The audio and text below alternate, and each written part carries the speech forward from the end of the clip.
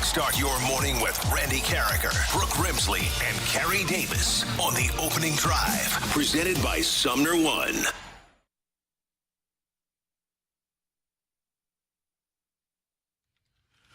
Good morning, everyone, and welcome to the Opening Drive on 101 ESPN. I just blew out the ears of one Brooke Grimsley. It's 7 o'clock. Time check. Did you see that? I was shocked. Like, oh, we're going this morning. 7 o'clock in St. Louis. Your time check brought to you by Clarkson Jewelers, and officially licensed Rolex jeweler. That is the voice of Brooke Grimsley, Super Bowl champ Carrie Davis.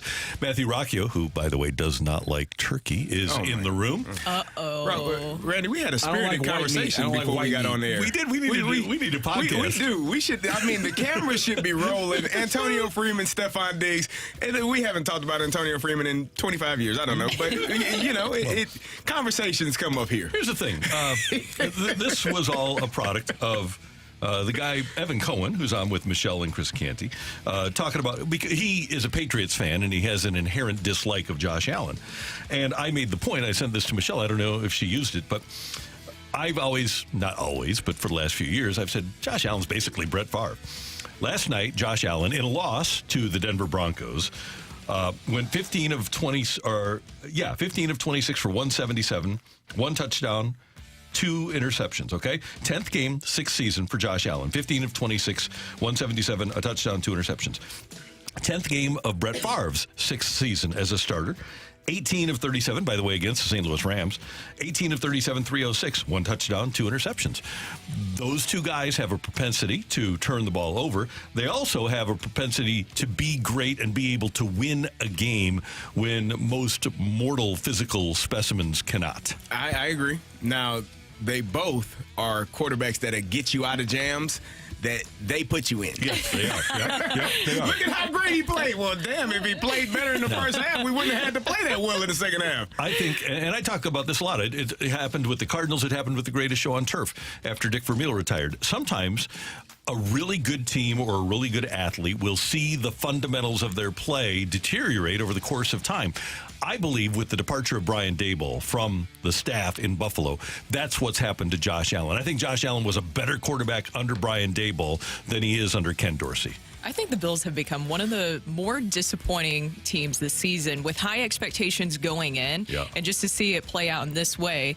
And what about Russell Wilson? Is Russell cooking? Russ is cooking. He's efficient. Well, let's ride. What was it, 3.4 yards per pass through the air last night? So, but you know what? He did it when he had to. Allen leads Buffalo on a drive to put them ahead, and Russ gets the ball back and does some cooking and sets up his team with a little help from the Bills. Everybody can relax right now. 41-yard drive for the win. Lutz. He missed it. But a flag is down. 12 men on defense. 5-yard penalty. Wow. Still 4th down. So there were 12 men out there for the Buffalo Bills. And this will move the ball inside the 20, and it becomes a 36-yard game-winning field goal attempt by Will Lutz. There's nothing guaranteed. Good snap, good hold. Kick, perfect. And the Broncos have come to Buffalo. Of course, our buddy Joe Buck with the call last night on ESPN with Troy Aikman. OMG. If you are a Buffalo player, coach, fan, and he missed the field goal, but you had 12 men on the field, what an awful feeling this morning. It is, and it's a mistake by the player. Again, the coaches practice something. We prepare it all week long for a singular moment in a game. And when that moment arises, you have to be at your best. And one person on that field goal block team decided to stay out there that was not supposed to be out there. They had a brain for it. They just did not think about it in terms of what they needed to do in that moment, and it cost them a game. And so, some people are upset with the pass interference call. Okay, bad calls happen. You had an opportunity, and he missed the field goal, but you didn't take care of your part of it, and you had too many people on the field. Those are the things that keep coaches up at night. That when they talk about not sleeping well, not eating, not taking care of themselves, it's moments like that where you're like, man, we literally worked on this 25 times for 5 days and we did it wrong. Well, and it's like you said, it's kind of the position that you put yourself in that game, right? With those mistakes that Josh Allen has made. And when I was talking about them being Super Bowl favorites, I think it was fair to say that they were Super Bowl favorites going into this season, and they got off to a 3-1 start, the Bills. And then after that loss to the Jaguars, by the way, before that, the loss to the Jaguars, they were averaging around 34.8 points per game. And then after that loss, they've gone 2-4, and now they're averaging 20.5 points per game in that span. What do you think is the biggest drop-off since then? It's turnovers. It's always going to be turnovers with this team. Josh Allen is leading the NFL with 14 of them in 10 games. That is the problem. And Josh Allen is going to cost Sean McDermott his job. Right. That's how it goes. And, Josh Allen is a top 5 quarterback in the league. But a top 5 quarterback is going to cost a head coach his job because he's not performing as a top 5 quarterback. And one of the 2 interceptions last night was a tip by Gabe Davis. Running back fumbles. Allen lets go of the ball for another fumble. You can't turn the ball over 4 times in the NFL and expect to win the game. The stat used to be, and I don't know if it's this, it was if you were -3 or worse, you won about 8% of the time. Yeah. One of the things to look at as well, and this is when locker rooms start getting fractured, if you sat James Cook because he fumbled, well, why in the hell isn't Josh Allen sitting? Like, that's a conversation because James Cook, like, man, I put it on the ground, but man, he does it 3 times a game. In there. I'm not saying that you should bench Josh Allen, but if you're benching a player for making an egregious mistake, a mistake nonetheless, the guy that touches the ball every single snap is making a bunch more mistakes and is costing us at a higher rate. I always go back to that those are the things that can fracture a locker room. The old Jimmy Johnson story when Curvin Richards, their backup running back, fumbled a couple of times in a road game. And when they were flying back on the plane, Jimmy Johnson cut Curvin Richards. And Jimmy was asked about it the next day in his Monday post-mortem, and he said, somebody said, well, what would you do if Emmett fumbled? He said, well, when Curvin Richards fumbles, I cut him. When Emmett fumbles, I say, Emmett, please hang on to the ball. Yeah. You treat people a different way. You can't treat everybody the same way. But James Cook is your starting running back. It would be different if it was Latavius Murray or one of those other guys. You're like, yeah, okay, sit down. But that's your starting running back. So you gotta, and maybe they don't look at him in that way, but those are the things where people start.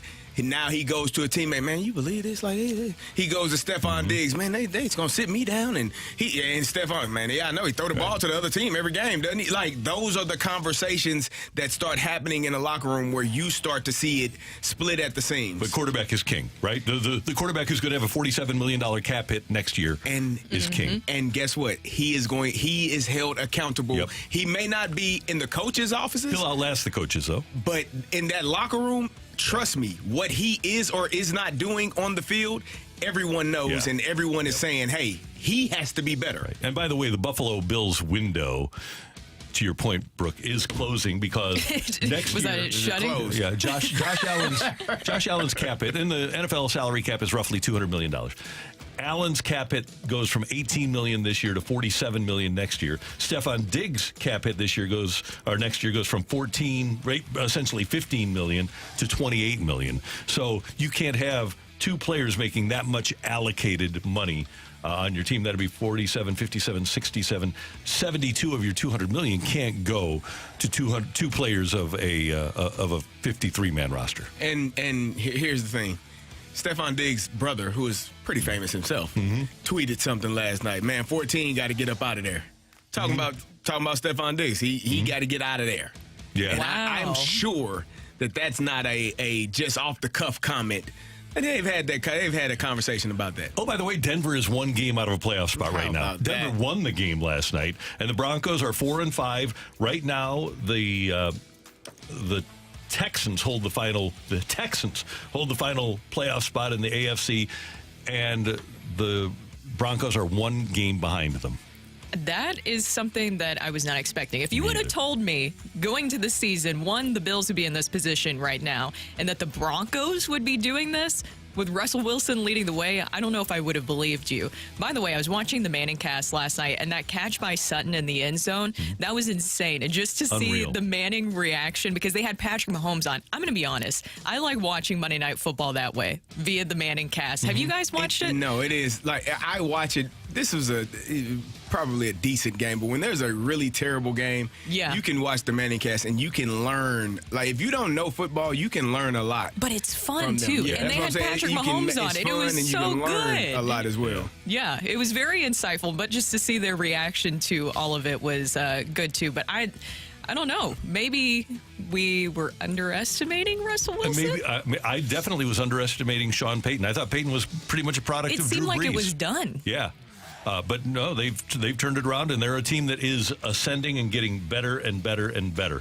So Monday Night Football is over. The week is over in the NFL. The Blues will take on the Tampa Bay Lightning tonight at Enterprise Center, 6 o'clock. Pregame, 7 o'clock face-off here on 101 ESPN. Blues sitting with the second wild card in the Western Conference, and the Tampa Bay Lightning sitting with the second wild card in the Eastern Conference. Tampa is 6-5-4 for 16 points. The Blues are 7-5-1 for 15 points, so should be theoretically a pretty even matchup tonight. You'll hear it here on 101 ESPN. We'll talk to John Kelly about that game and more coming up at 8:15. Also, last night, Missouri, M-I-Z-Z-O-U, 68-50 over SIUE. Sorry, SIUE. You can't just cheer for one, and the other one, they listen to us right down the street. So, sorry, SIUE. I was rooting for you. We're rooting for all of them. I am. Right? I want them all to win. You were? Yeah, of course. The heck, Randy? Kind of was, yeah. Well, if Mizzou loses that game, it's a better story. If SIUE beats them, it's kind of like the UMKC game. I understand why Carey wouldn't want it. I mean, his bully coaches Mizzou. I mean, I can understand why he wouldn't want him to win. Nah, I actually like Dennis Gates. I think he's a swell guy. Dennis Gates is fantastic. He is. I really like Dennis Gates a lot. He's so nice. And not to say that anybody else isn't, but I'm just saying that Dennis Gates, the way that he has put things together for the basketball program, this is a very exciting time to be a Mizzou fan in general. And I know we've talked about this before. It feels like, Rocc, I'm looking at you, sometimes Mizzou fans are waiting for something bad to happen. This is an enjoyable time. I know, but this is an enjoyable time for Mizzou right now. Dennis Gates, what he's doing, what he's building, Eli Drinkwitz. No, this is the sweat time. Why? Because this is when Mizzou loses. Enjoy it. Did you hear me, Randy? Yeah. What did you say? Ty Sydney. No. This is when Mizzou blows it. Yep. This is what they are accustomed to. What happened after they beat 5 Oklahoma? downs. Charles Johnson not scoring. What happened after they beat Oklahoma in 2010? They beat number 1 overall. They're riding high. Yeah. Roy Halou runs for, I think, 300 yards on them the next week. The Nebraska running back? A Nebraska running back. That's what he like did. post-2000, a Nebraska back did that to you. Hey, this is a reason, book. Brooke. That chapter is closed. This is a new, fresh chapter in Mizzou history. It's called a callback. They don't believe in that. Are you familiar with the name Tony Sands? It sounds familiar, but I can't place it. I think Tony might have run for like 386. Yep. Okay. Yeah. Now I get it. Let's find it. There's no way that a Kansas running back should ever run for over 300 yards. I think it was. Dang it. 58 carries. Tony Sands for Kansas. Yeah, it was. I don't have the number, but it was something. November 23rd, 1991, exactly 5 months after I was born, he got 58 carries for 396 yards as Kansas beat Missouri 53-29. With Sands accounting for 4 touchdowns. 396 yards. Unreal. Oh, by the way, one other quick fun note for you. Birthday, man. ESPN did an analysis of fired coaches and the money they're making because of the $76 million that Jimbo Fisher's getting from Texas A&M. Fired coaches are getting $146 million from Power 5 schools this year. Auburn paying Brian Harsin $15.5 million. Scott Frost from Nebraska getting $15 million. Jeff Collins from Georgia Tech getting $11.4. Paul Chris from Wisconsin getting $11 million. Carl Durrell from Colorado getting $8.7 million to not coach. Herm Edwards from Arizona State getting $4.4 million. and Will Arnett getting $4 million.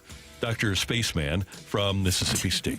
I got to tell you, Randy, I might be in the wrong profession. I think you're in the right profession. You're just not the one that you're sitting at today. Okay, yeah. I think maybe I think I need to readjust my life plan. Go do that for about 4 or 5 years. Get fired, still get paid, and then I can come back and do this. And it's pretty easy. Just chill. That's the dream job, right? Isn't that the real dream right there? That's fantastic. All right, we're off and running here on 101 ESPN. The Athletic says there aren't enough free agent bats available this offseason. Does that make the Cardinals' surplus of offense even more valuable? That's coming your way on 101 ESPN.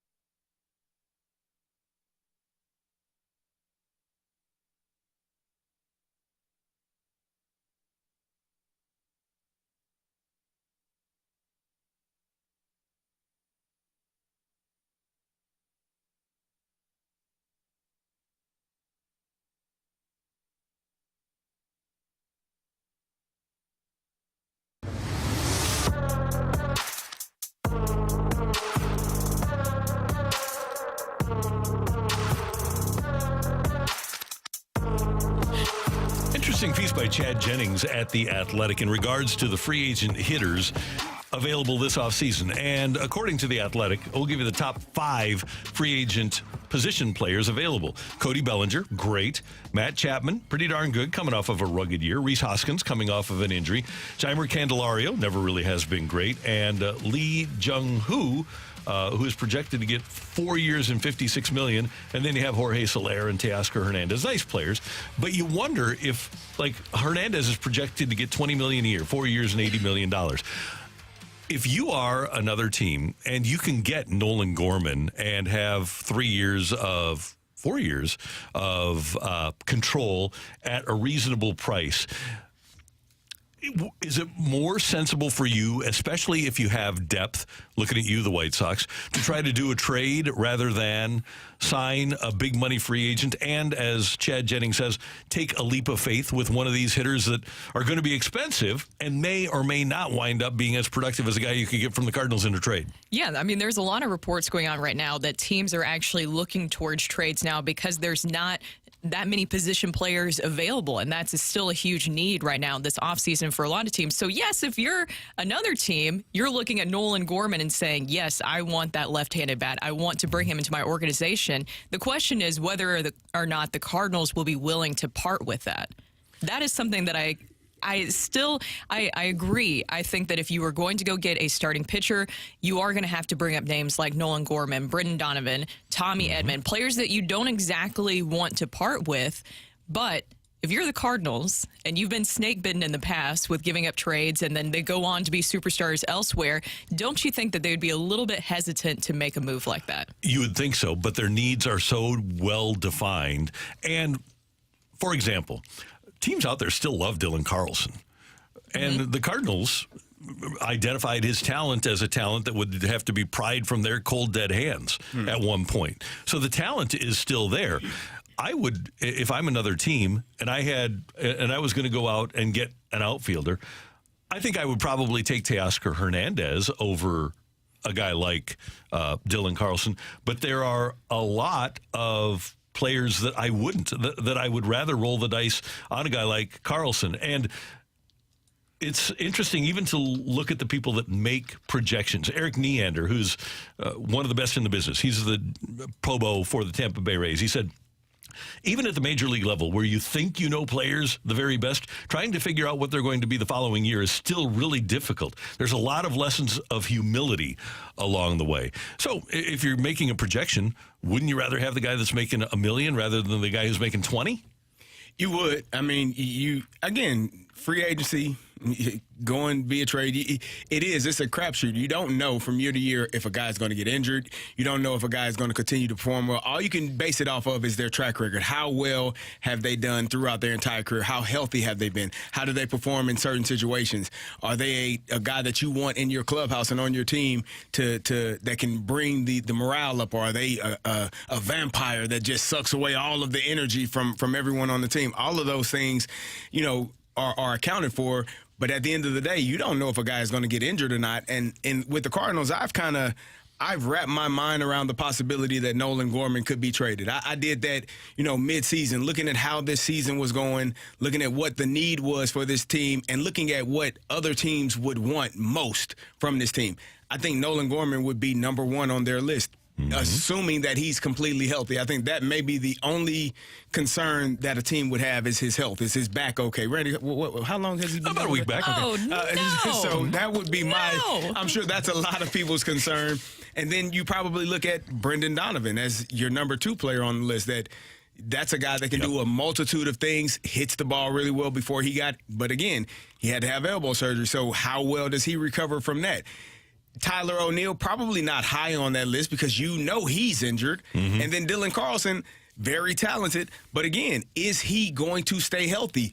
The ankle injury that he had was kind of mind-blowing to me because it didn't look that bad. It just looked like he turned his ankle coming out of the box. And to have to miss, a lot of the end of the season because of it, that's a concern. So when you're looking at it, it's always important to remember that other teams have to like what you have in order for the trade to work. And, Brooke, you brought up the name Tommy Edman, and we all love Tommy.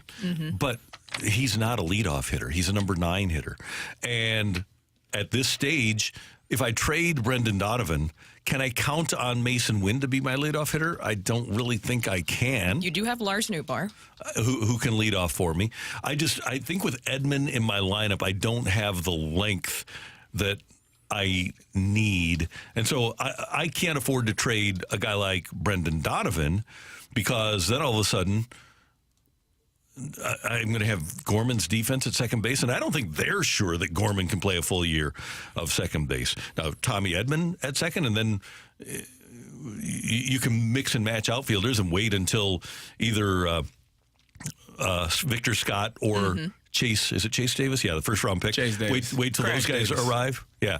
But I think that they would be rolling the dice in trading a guy like Brendan Donovan. I think so, too. I think that he has more value for the Cardinals. And Tommy Edman and Brendan Donovan, their versatility is what makes them so valuable for not only the Cardinals, but for other teams, too. Donovan shows that he has the ability to play anywhere. I think that Donovan has more of an offensive upside, and we saw the drop offensively, numbers-wise, when he was injured towards the end of last season. If you're another team, though, are you trading for Tommy Edman with his offensive prowess?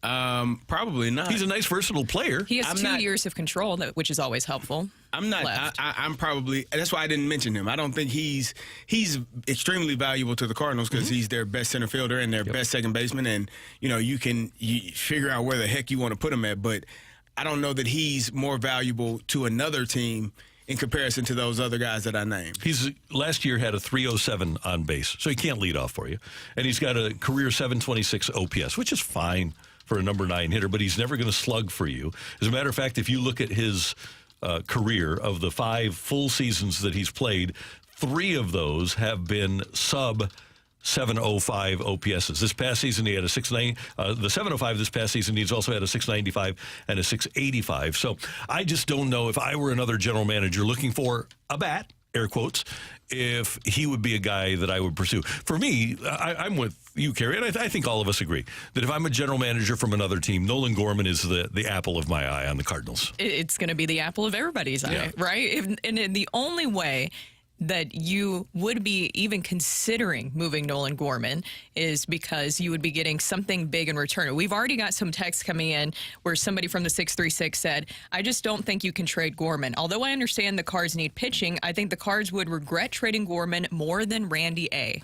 He could wind up being Kyle Schwarber. There's no doubt about it. But if the Cardinals want to turn things around, you aren't. Now Atlanta's in the hunt for Aaron Nola. You aren't going to be able to fill your needs through free agency. It's just not going to happen. So what you can have is a team that can hit a lot, that can't pitch. We know that, and doesn't have a chance to make the playoffs. Or you can do what you need to do to try to actually be a winning team, and that's procure pitching. You can have all the offense in the world. If you can't pitch, you can't win. No, and we clearly saw that for the Cardinals this past season, and that's a theme for all the teams that actually made it in the playoffs and was able to have a good postseason run. You have to be able to make the moves. I guess in a perfect world, I was just hoping that the Cardinals would maybe just go out and spend on your ace and a number 2 pitcher, and then for the third guy, you do like a little trade, something that where you wouldn't have to give up too many prospects or maybe not as big of a name. That was what I was hoping for in a perfect world when John Mozeliak was talking about getting 3 starting pitchers. Now we've gone to 2.5 starting pitchers, with that third possibly being a swingman. So to me, it seems like you have to get your other big pitcher via a trade, or maybe that will be your big pitcher via trade, because now there's reports that the Braves are really high on Sonny Gray and Aaron Nola. I think they have a lot of money to spend, and they're willing to spend it. We'll be at 1 pitcher by December. Kerry, no. Yeah, no, you're right. And a bag of baseballs. No. Yeah. No, that's the way it's going to be. Please, no. And it's going to be like half a pitcher. It's going to be. That's not fair. We had real significant interest in Frankie Montas before he got traded to the Yankees, and we were able to get Jordan Montgomery. Yeah. So Frankie Montas, the Yankees thought Frankie Montas was better than Jordan Montgomery. Of course, Frankie Montas had the arm injury, but we're going to leave that part out of it. So that's what I would be thinking if you're a Cardinal fan. You're probably. Maybe you trade for a declining Shane Bieber. It's not going to be. It doesn't look like it's going to be what you hoped for. I just always find it interesting that I think we are, and I say we Cardinal fans are so engulfed in just Cardinal news that we don't think that there are 29 other teams in the league, and we don't think that 29 other teams possibly have the same need as the Cardinals. And so when you hear a report like, oh, the Atlanta Braves are trying to get Aaron Nola and Sonny Gray, we didn't even want Sonny Gray, but now that somebody else wants him, they can't get Sonny Gray too? No. They have Max Fried. They have front of the rotation talent. Sonny Gray can fit into the middle of a rotation. Yes. But here, he would be a number 1. You're talking about a completely different animal when you're talking about the Braves, because they actually have quality starting pitching on their roster. And Nola would be a front-of-the-rotation guy for them. So you hear that, Braves? You don't need all those nice things. Sure no, you don't. Exactly. They want to win. You know what winners do? They spend. They spend money. And that was all that I was hoping for. That's all that I was hoping for. But when it comes to the trades, I know that Nolan Gorman is going to be top of the list for everybody. Another point that I've thought about is, do you worry, too, when we talk about Dylan Carlson, how quickly he kind of fell out of favor with the Cardinals? As you mentioned, cold, dead hands, and he obviously was somebody that was very high on their list of priorities and a player that they saw really being a part of this future, and that injuries have been a big part of his story. Do you worry about that with Nolan Gorman? If you do keep him and say you don't use him in a trade, do you worry about that could also happen in this situation with Nolan Gorman? Sure I do, because if I look at the lineup, Walker went down, said, I really didn't change anything. It just got better through the regular evolution of a hitter. Carlson, as we mentioned, has regressed. Edmond has not been great. Tyler O'Neill has been hurt. Arenado regressed last year. I'm not going to even count Arenado and Goldie in this conversation. Paul DeJong regressed. Gorman did get better. Wilson Contreras got better. But overall, when you talk about young players, and this is not a Cardinal thing necessarily, it's a Major League Baseball thing, it's hard to make prospects work. And very rarely do you hit all of them, and the Braves have hit all of them, but you really have to coach them up. And I'm not so sure that these guys, whether because of injury or because of what surrounds them, I'm not so sure that a guy like Dylan Carlson could bloom and blossom here.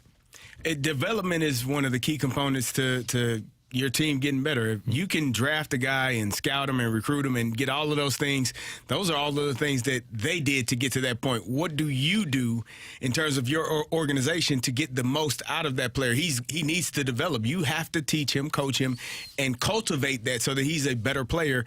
And that's one of the hardest. That's in not just in baseball, Randy, in all sports. That is one of the pieces that is lacking across the board, is the development, because we are in such a microwave society. Everybody wants the best players to come in and play right away. Well, yeah, some of these guys need to be nurtured and taught and coached up the right way to be the best player that they can be. And sometimes that part lacks.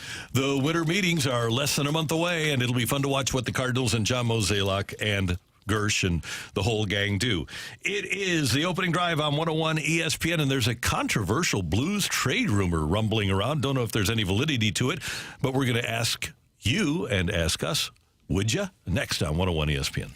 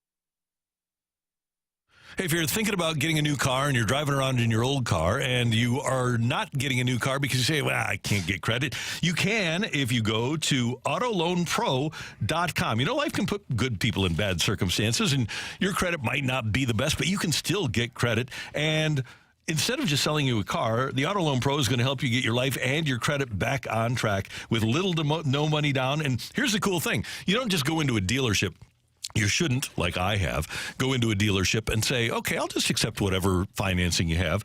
The Auto Loan Pro works with over 50 different lenders to help you get the very best financing. Now, making a large purchase with finance can be complicated, and we know cars and trucks are very expensive now. If you've had a hiccup with your financial situation, the Auto Loan Pro is going to help you get back on track. They work all the time, and they're working hard for you. There's one thing to know. Choose the Auto Loan Pro. Start at autoloanpro.com.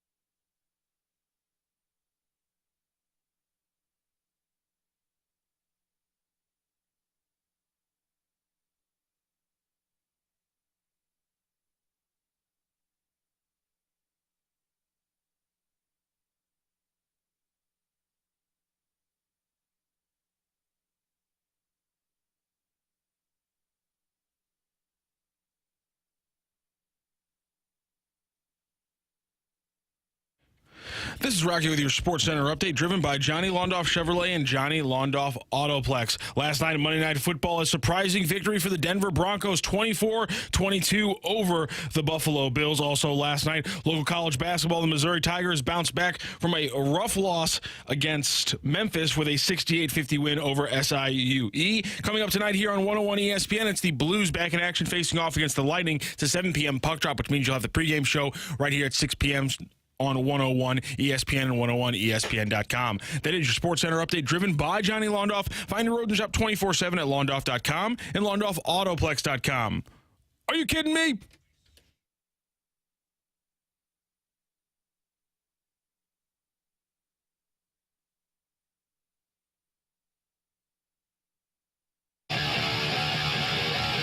Jordan Binnington is the key to the whole season, in my book. Just the key to the whole season. If you're going to make the playoffs, you're going to make the playoffs because Jordan Binnington is a top 10 goaltender in the league. And I firmly believe he could easily be a top 5 goalie in the league. And especially with the fact that this team is not giving up a lot of second chance opportunities, I think he's had a terrific start. That's Chris Kerber yesterday in the opening drive on 101 ESPN. Brooke Grimsley, Kerry Davis, Randy Carricker. And there was an interesting story coming out of Canada, eh? Elliot Friedman of TSN said, quote, this is late last week. One thing I'll say is there are people in the league who believe the Oilers were on the precipice of a big move on Wednesday. I don't know what happened. I don't know where it is. But I had people saying to me, watch the Oilers in goal. They're up to something. And they weren't talking about Jack Campbell. Jack Campbell was the goalie that the Oilers subsequently released. And people in Canada decided to take that one and run with it and say, oh, the Oilers are interested in Jordan Binnington, who's off to a great start, 30 years old for the Blues, in the midst of a 6-year, $36 million contract. I guess they didn't necessarily look at cap friendly before they decided to make that leap, because the Oilers have $20,000 in cap space available to them. Might not be And enough. Binner is making $6 million a year, and there really isn't a match from a salary standpoint for the Oilers and the Blues. But I want to go back to what Chris Kerber said. He said, and I don't disagree with him one bit, that he believes that Jordan Binnington is the key to the Blues season. I believe that to be the case. Why would you trade the key to you making the playoffs? Do you guys agree with that? 100%. It doesn't make any sense. But, okay, maybe I would just play ball for a second to understand where this report or thought, because it wasn't even a report. It was just somebody put that out there that maybe they should look at Jordan Binnington as a possibility for the Oilers. By the way, the whole Oilers debacle right now, if you guys haven't been following that, is a giant mess. Fantastic. It is a mess. I sent you guys the video of Connor McDavid, very just confused and upset by the firing of Woodcroft. And he said that, they weren't told beforehand, which I understand that not everything is discussed, but the whole handling of this debacle, Jack Campbell, that whole drama has been really bad. And then when he was sent down to the AHL, I think it was last Thursday, did not do well in that performance whatsoever. So maybe if I just play ball for a second. One, there's a lot of ifs involved in this. So for one, we don't know Jordan Binnington's no-trade list, but just with everything that's going on with the Oilers, let's just say that Edmonton might be on his no-trade list. Edmonton might be on his no-trade list. Okay, so that would also have to be one of those ifs, is that Edmonton would have to be one of those teams that's on his no-trade list.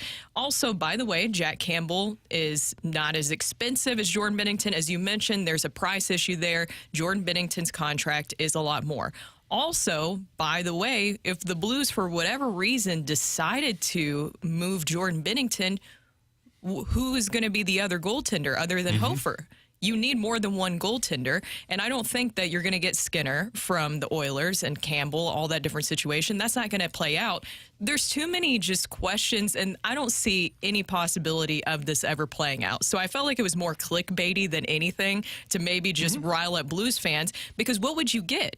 What would you get? And you need another goaltender. Why would you move Jordan Binnington in this situation? Well, I think the fact that the Blues have started to play better obviously helps that situation as well. If you are, had the inconsistent play and Jordan Binnington was your best player and you were still losing, then it wouldn't really matter who was in goal, right? It just like, hey, we're losing anyways with a great goalie. What the hell difference does it make? So I think that shifts things when I think it shifts the narrative when you start winning and start playing better as they have the last few games. They're showing that they have the ability to be a playoff team. They're showing the consistency that we've asked for.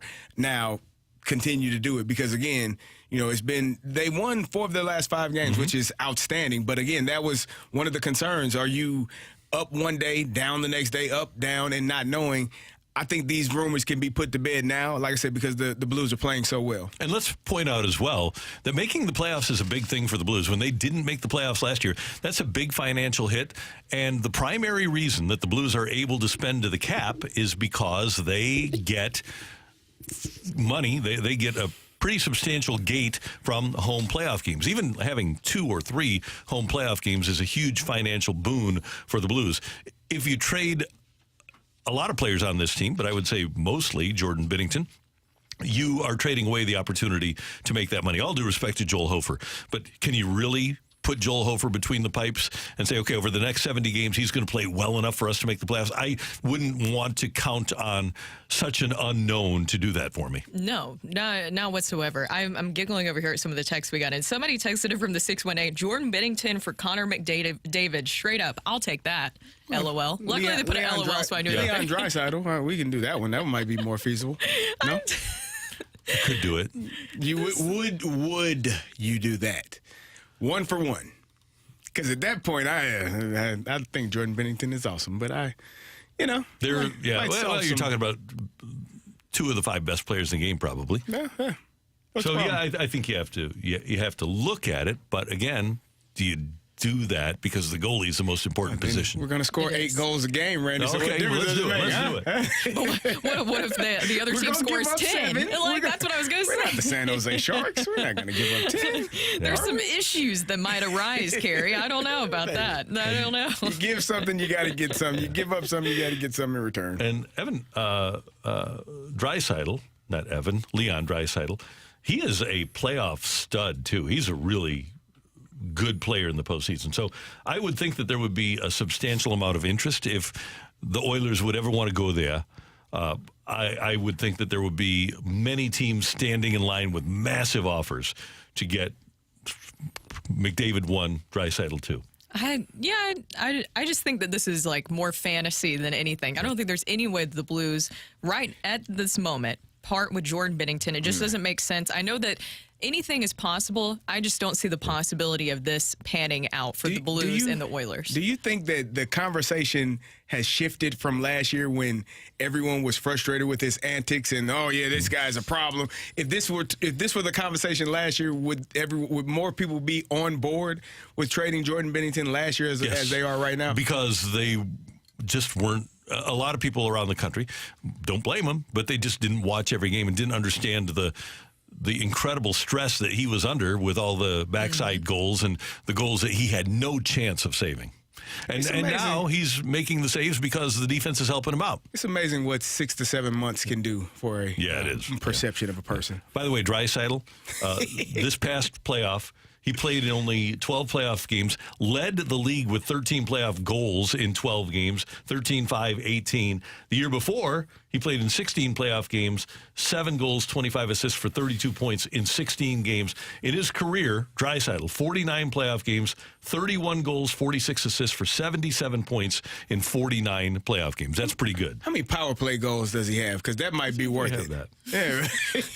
Gary, we got 2 of them last game. Yeah. Okay. It's let's see. turnaround. There's nothing to worry about, okay? He has. How many does he have this year?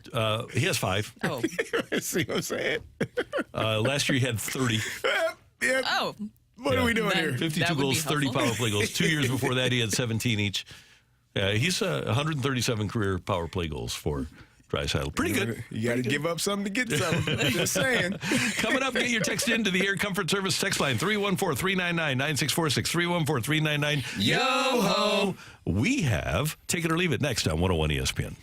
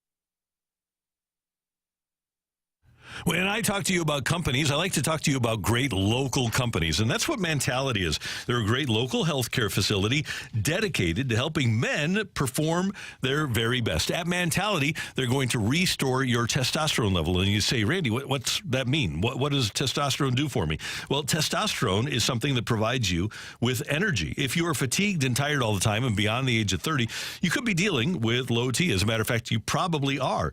If you have decreased mental acuity, you just aren't as sharp as you used to be. Could be low T. Go to lowtusa.com. Find out what Mentality does. Make an appointment at one of their clinics in Chesterfield or South County and get in there. Their nurses are going to help you out through the entire process. They're going to find out where your testosterone level is, and then they have an FDA-approved testosterone treatment that you go in every week and get, and it'll make you feel like you did when you were younger. It truly is amazing, and they're going to work with your insurance company to make sure your out-of-pocket expenses are as low as possible. It's a great local company. It's Mentality. Get started now at lowtusa.com.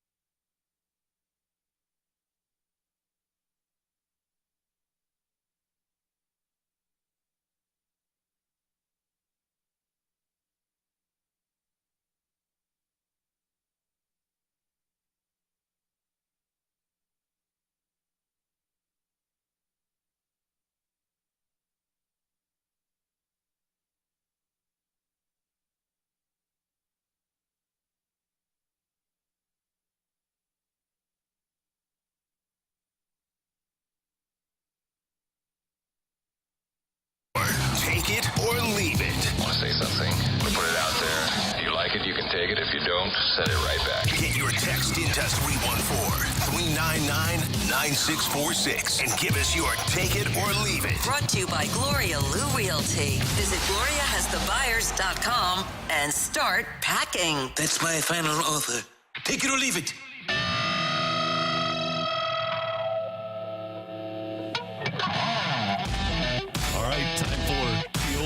You're on 101 ESPN. Brooke, Carrie, Randy, and Matthew. We want your text 314-399-9646. 314-399-YO-HO. Last night in Florida, who's walking out of the Taylor Swift concert movie at a theater but Donna Kelce. There to watch the Taylor Swift movie, a woman ran into her and was shocked to see her. Danielle Sparks was the woman that put on TikTok her photo and her TikTok or video with Mrs. Kelce. Take it or leave it. Mr. and Mrs. Kelce are all in, just like Mr. and Mrs. Swift are, on this relationship. She's going to see her son's at one of the concerts, and she's going to see the Taylor Swift movie. Yeah. Love, Carrie. It sounds love. like it. Yeah. Cool. I think all you I'm gotta going do to is take love. it. They're all Okay, take in. it. I'm happy for everyone involved. Yep. There's a Are camera on you? you right now. I'm. See my face? Carrie literally said it like this. He said, I am so happy for them right now. So happy So that happy. they are in love. It's wonderful. Yay. I'm totally buying that, Carrie. Makes me happy. All right, so the Michigan scandal has been ongoing, obviously. Got the news that Jim Harbaugh will be suspended for game day or for the next 3 games, for last week and then 2 more regular season games. Take it or leave it, Michigan actually did have information and showed it, which is why this is the only punishment that Michigan received. Ooh. I will take that, but I will also predict that Michigan wins in this court case, because here's the mistake Tony Petitti made. He said, we aren't suspending Coach Harbaugh for anything he did. He just happens to be the face of the franchise. Yeah. That's what they said. They actually said in a letter to Michigan that was made public, yeah, we aren't suspending him for anything he did wrong. It's just that he happens to be your most famous guy, so we're going to suspend him. Well. There's no way you go to a court of law and they say, oh, yeah, okay, well, he didn't do anything wrong, but he deserves to be punished. That's just not the way it should work. Somebody's lawyer should have got a hold of them before they hit send. Yeah. Like, hey, this is why lawyers tell you to shut up. Yeah, right. Don't say a word. I'm definitely going to have to take it, Carrie, because I think that there probably was a chance. They said that they would open Pandora's box, Yeah. right? Yep. You show what you have, and they say, all right, okay, we'll just do this, just so that publicly it looks like we did a little something, a little slap on the wrist, right? And really, Right. that's all it is, because he still gets to coach during the week. Right. You just And- don't get to be there on game day. And you know what they should do? Both sides should do this. They only play Maryland this week. So one more game off, and then he's back on the sidelines for Ohio State. Yeah, that Negotiate that settlement, sounds and reasonable. then it all goes away. You know that's what's going to happen. And he Sounds wants reasonable. Sharon Moore to get an opportunity, because he wants Sharon Moore, their offensive coordinator who coached last week, to get a head coaching job. What better way than to go into Maryland and beat Mike Loxley? You're buddies with Loxley, right? Cool. Locke's is a good guy. Yeah, he's got one of your former players, Yep. right? He's starting at left guard. Yeah. Sharon Moore goes into Maryland and beats Maryland. Then all of a sudden people are interested in him as a head coach. Take it or leave it, guys. I don't know if you saw this report. The Arizona Wildcats are facing a 204. I'm is it, sorry, Randy? can you do that Do it again? Wildcats. Wildcats. Name that movie. Is that the High School Musical? It is. Well done. Okay, yes. All right. For another Thank you. gift, Randy. Wildcats. Okay. Yeah, the let's do Ari- this one. Wildcats. Thank you very much. The Arizona Wildcats are facing a $240 million school-wide shortage after significant miscalculations in their financial modeling. You think? Cuts are being considered among the school's 23 varsity teams. Everything is supposedly on the table in terms of dealing with athletics. Take it or leave it. Somebody's embezzling money. Because how do you do You that? don't misplace 240. Well, you know what? I dropped that money the other day. And yet 23 teams, that's more than $10 million a team. That's ridiculous. Insane. Somebody's going on some trips. Somebody's going to Vegas. We need to get to the bottom of this. I'll say that Arizona needs to institute a math major. Yeah. Don't they have that there? Like accounting majors? They couldn't ask them for some help. I have no idea. You How gotta does be that having even a good happen? time there. 240 million. That's pretty good. You'd think that'd happen at Arizona State, not Arizona. Oh man. All right, Matthew, what do you got for us on the text line? Well, first I pulled something for Carrie. This one's for you, Carrie. As a lawyer, it's my duty to tell you to That's what it is. That's the job right there. That's your job. Take it or leave it, the MLB trade market and the free agent market is being stopped by the Ohtani deal. As soon as that's made, everything happens. I'll take that. Yeah, because there's 3 or 4 big money teams. And I don't think the Mets are in on this, but Cubs, Red Sox, Doyers are the big 3. Padres will be in on him, and the Angels will still be in on Shohei, too. Any concern that the Cubs are going to be really good? I just think they are. By the way, the Braves, he's intrigued by the Braves, too. Shohei. Ohtani? Yeah. He's intrigued. Yeah. Well. Somebody slipped a picture of the highway at noon on a Tuesday, and we'll change that feeling. Well, you can just get a helicopter. That's what I was going to say, is that Good you just point. helicopter. Good point. Take it or leave it. This was the worst sports year in St. Louis in the last 20 years. So go back to 2003. I mean, 07. You had some Ram seasons that I was going to say, 07, the Cardinals. Did the Cardinals make the playoffs in 2016? Blues went to the conference finals. Cardinals missed in 16, 17, 18. Yeah. But the Rams leaving in 2016? I was going to say the Rams leaving. Yeah, that's it. And the Cardinals didn't make it. Blues get a couple of big wins in the playoffs. In they got Game 7 against Chicago. That's the... but this year you had SC. That's what I'm saying. That's why I'm thinking, 07, terrible Rams. You get Mizzou in there, but terrible Rams. Cardinals lose. Yeah. Blues aren't good at all because it's post-strike before they started getting a little bit better. Maybe 07's right, I guess, when it turned around a little bit. Came here in 07 and beat the Rams. Yeah. See, I'm saying, just bad things all around. Christmas Eve, I think. Yeah. That's Adam Carricker was our first round pick that year. Yeah, I'm saying. I think 2007 is the only contender. Pretty bad. Yeah. 12. Not a lot was going on. Well, no, Cardinals were still 12, yeah, Jeff Fisher. Right? Yeah. Oh, yeah.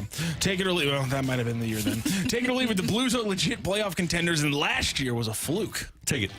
What? Was a fluke? I don't think it was a fluke. I don't think last year was a fluke, but I do think that they are playoff contenders. Yeah, last year, with the way things unfolded, that was not a fluke because that team. Who the hell they were? Right. We always hear about how important it is, especially for hockey players, because they literally have to sacrifice their bodies for each other. I won't say nobody, but many of the players on that team were not prepared to sacrifice for somebody else last year, and this year they are. Yes, you feel that a little bit more. Take it or leave it. Bama loses to Georgia, and the SEC does not have a spot in the Final Four. I'm going to leave that. Bama loses to Georgia? In the SEC championship game. Well, then Georgia would be in the... Yeah. Georgia. I'm sorry. Georgia loses to Bama. Georgia loses to Bama. My bad. Yeah. Georgia loses to Bama in the SEC championship game. SEC doesn't have a spot in the Final Four. My apologies, everybody. Thank you, Carrie. Leaving it. Well... Here's the thing. Michigan and Ohio State. Take it. Somebody will have a loss. Florida State One of gets those in will there. have a loss. Florida State will be in. Washington. Texas could potentially be. They beat Bama. They beat Bama, And so they would be. Tuscaloosa. And then you got Washington and Oregon still lingering around there. One of those two. And Florida State, Florida State will be clean. And Washington and Oregon will play in the Pac-12 championship. So the winner of that is probably going to go in. But do you really think that Georgia would lose to Alabama is my question. Bama's been looking better. Bama's been playing great. I think Georgia, take it. I'm going to take it. Georgia looks vulnerable. I think I would love it too. If Alabama's resume, despite the loss to Texas, is going to be way better than Texas's resume. Look at the Big Ten-shaped smile on Carrie's face right now. He's enjoying this. It just means more, does it? So here's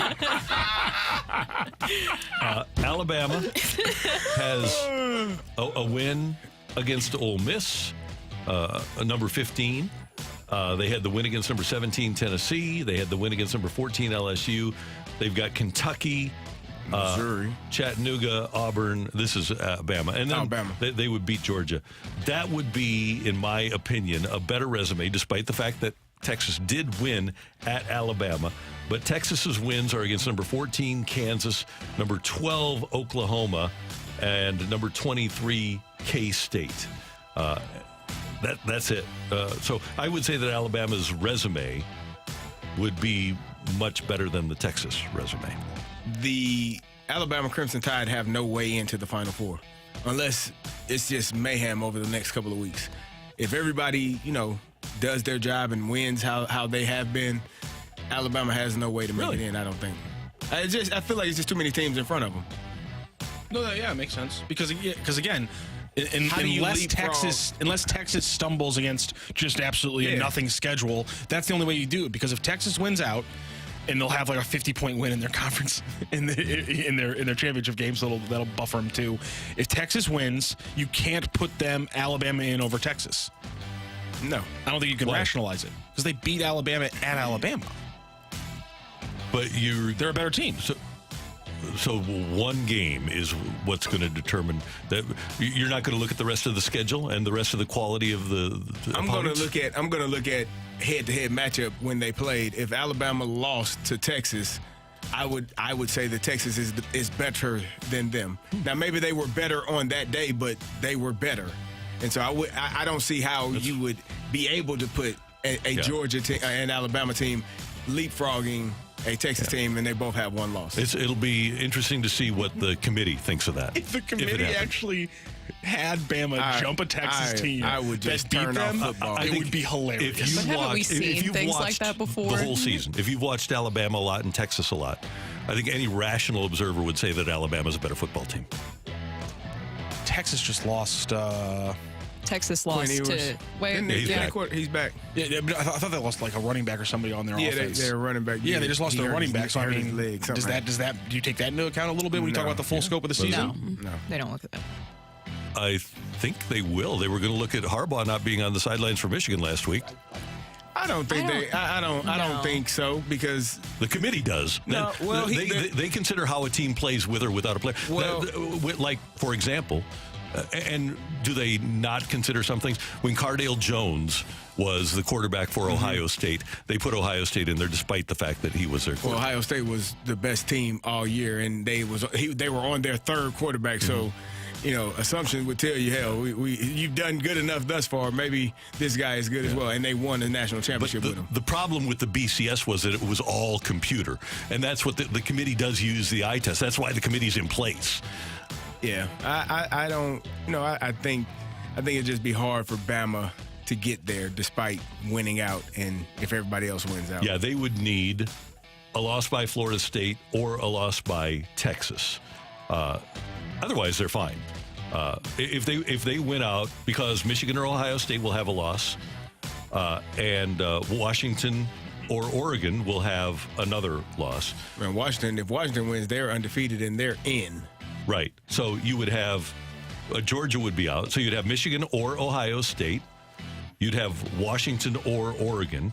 And then it comes down to Florida State and whether or not the committee thinks that Alabama or Texas is better. It'll be interesting. Thank you, Matthew. Thank you, Randy. Coming up on 101 ESPN, our fresh take. Should the Cardinals gamble on trading for Tyler Glasnow? That's next on 101 ESPN.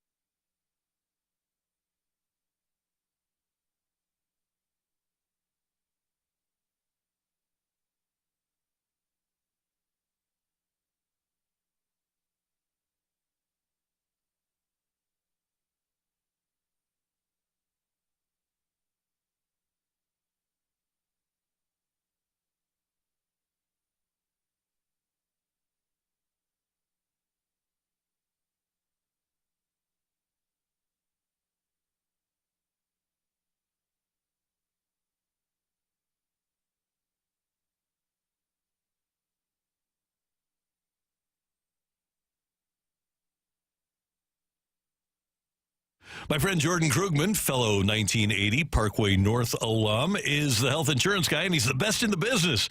Open enrollment for Medicare is open through December 7th, and now's the time to review alternate plans with Jordan. He's even got some plans with zero deductible. Jordan is an advocator and educator in an industry that's very complicated. And when we got together, I talked to him about different plans, and I'm amazed at how many great plans he can come up with. Everybody, for you, for me, if you need insurance. If you need insurance for you or your company, Jordan's your guy. He makes a complicated topic really easy. No broker fees or hidden charges with Jordan. He's going to meet you at his office over the phone or on a Zoom, and he's going to save money for you. A business owner with a retail store and 6 employees reached out to Jordan and is now saving $19,000 a year with a restructured health plan. Jordan is licensed in 24 states, including Missouri and Illinois. Don't go to healthcare.gov first. Those plans are costly and restrictive. Contact Jordan Krugman, the health insurance guy, at thehealthinsuranceguy.net. His phone number, 314-602-4055. Jordan Krugman, thehealthinsuranceguy.net, 314-602-4055.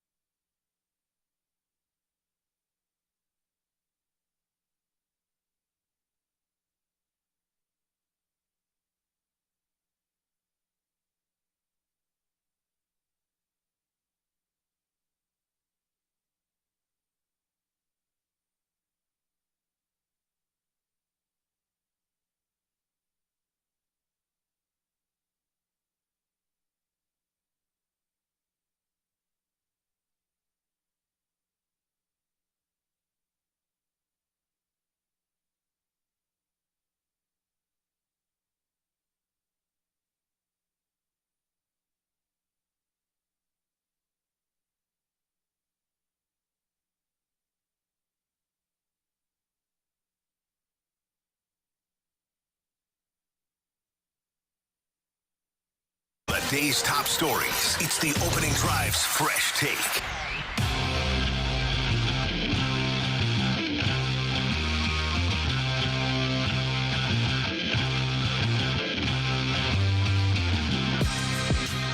It's 8:06 in St. Louis. Your time check brought to you by Clarkson Jewelers, an officially licensed Rolex jeweler. John Kelly coming up in a few minutes here on 101 ESPN. One of the starting pitchers the Cardinals have been connected to is huge Tampa Bay right-hander Tyler Glasnow. He's 6'8" and 225, and this past season in 2023 had a career high in his 8th year with 21 starts. He threw 120 innings, which was a career high.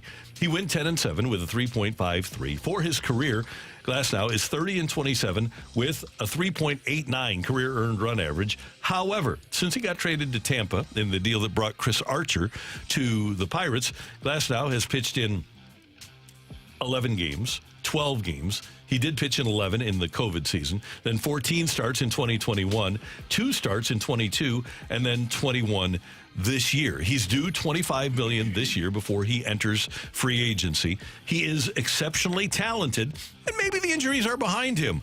Do you roll the dice on trading a premium player, i.e. Nolan Gorman, for a guy who has a sketchy health history like Tyler Glasnow, who's heading into his free agent year? What if you didn't have to trade a Nolan Gorman for a Tyler Glasnow? Because as you mentioned, he's going to be a free agent next year. The Rays typically do not like to spend a lot of money. So I think that they would want to move him anyways because they don't want to pay him the $25 million for next season. So this is a chance for the Cardinals to really maneuver things here. I don't think you have to give up a Nolan Gorman for a Tyler Glasnow. 1, because of the injury history. 2, because, you know, the Rays aren't going to be willing to pay. 3, you know what they need? They need a shortstop. Wander Franco, remember that whole situation? You know that they have that need, and maybe even an outfielder. What if you made a move of a Tommy Edman Juan Yepes for Tyler Glasnow? I would think that there will be another team that will trump that. I was going to say that. I don't think that and would maybe be another pitcher. enough. Another prospect pitcher, because as we know that the Rays really like young pitchers because 1, controllable years, you don't have to pay them that much, and then 2, they have the ability to really develop young pitchers. And they don't have Shane McClanahan for the year. He had Tommy John surgery, so they'll need to replace Glasnow and McClanahan. Now they get some people back from injury that they lost last year, but you would think that they could utilize some young pitching. So do you have the guts, if you're the Cardinals, to say to the Rays, okay, here's a group of 5 pitchers that you can choose from in our organization? Well, this is the same Tampa Bay Rays that got Randy Arozarena, right? Yes, it is. So they are not probably apt to just taking anything, any scrap, anything that is available that a team wants to get rid of. They're going to know what it is and exactly what they're looking for in return. And to your point, Randy, you were talking about the injuries. Yeah, injuries are never really behind you. They tend to be lingering. I think about, all of look at here, Tyler O'Neill. Mm-hmm. That's a person that we have said year after year, man, if he just stays healthy. Whenever you have to start a conversation with if, that's a conversation. That's really a non-starter for me, because that means it hasn't been shown yet. It hasn't been done yet. It has not been done consistently enough. And so when you say if Tyler Glasnow is healthy, well, when has he been? 1 year? One good solid year where you say, oh, that was the best year. I think that's a troubling thing to go out and give up something like a Nolan Gorman or one of your star batters, one of your star hitters, for a guy that maybe he's healthy, maybe he's not. Now, if he is, we're good. But he hasn't shown it enough throughout his entire career for you to say, yeah, I'm okay and I'm comfortable with this trade. I would like to have the guy, but I need to have it be a reasonable cost. And I wonder how popular he'll be for all the teams that need starting pitching. I wonder who'll roll the dice on a guy like I could see the Yankees rolling the dice on a guy like Glasnow. Because if he gets hurt, it's just money to them, right? It's not a big deal in terms of what they will be missing out on if he isn't healthy. And now they are able, when you're playing with more money, you can take more risks. Mm-hmm. Like you go to the casino, if you're gambling $10,000 a hand, if you lose a couple, and you probably got a lot more money than $10,000. Now, if you are a person that's betting $25 a hand and you bet $1,000, that's probably gonna scare the hell out of you. Brooke, I think you hit the nail on the head, though. Look for teams that have shortstop, young, controllable shortstop depth. Mm-hmm. Those are the teams, and that have money to spend. Yankees being one of those, by the way. Those are the teams that will probably land a guy like Glasnow. And that's exactly what they're looking for. You could also, I didn't mention this, somebody texted this in, Tyler O'Neill is another possibility of that somebody you could package into this deal. Injured player with some injury history for another injured player with some injury history with Tyler Glasnow. Here's the thing. When Tyler Glasnow is healthy, Randy, you mentioned his numbers this year. Also has a 96-mile-an-hour fastball. He has some really, really good stuff. 162 strikeouts in 120 innings. That's like a 12.2 strikeouts per 9 average for him this past season. When he is healthy, he's good. Doesn't that sound like Tyler O'Neill and how we described him this past season? When he's in there, he's good. So I'm just saying, theoretically, I don't think you would need a Nolan Gorman in order to get a Tyler Glasnow. I think that you could package some players up. As I mentioned, they need a shortstop. You could do a Tommy Edman. Juan Yepez is basically just rotting away in the minors. He has no role. There's no possibility of a role for him in the Cardinals organization in the outfield because they have enough outfielders right now, and that's still going to be an issue going into the season. And then you also have Tyler O'Neill in that whole situation. Clearly, the Cardinals want to move on from him, and the Rays, I can see that as a potential. And if you also need to, though, switch out and put in a young pitcher, the Rays love young pitchers and being able to develop them, and they have shown that. And I understand that people don't want to do anything with the Rays because of Randy Arozarena, but the Rays have done that to other teams, too. Pretty much your whole team. Yeah. They have a way. They have a knack, if you could say. They have a knack for being able to really fleece other teams for talent. Yeah. Yandy Diaz last year had a 932 OPS, and we don't hear much about the Rays. We had a great segment during the season, Ray or Nay, right? Mm-hmm. That was really fun. Was it a Tampa? And we don't play fantasy baseball, so we don't pay attention to all of them. But they have numerous players that have come from other organizations that have had great careers.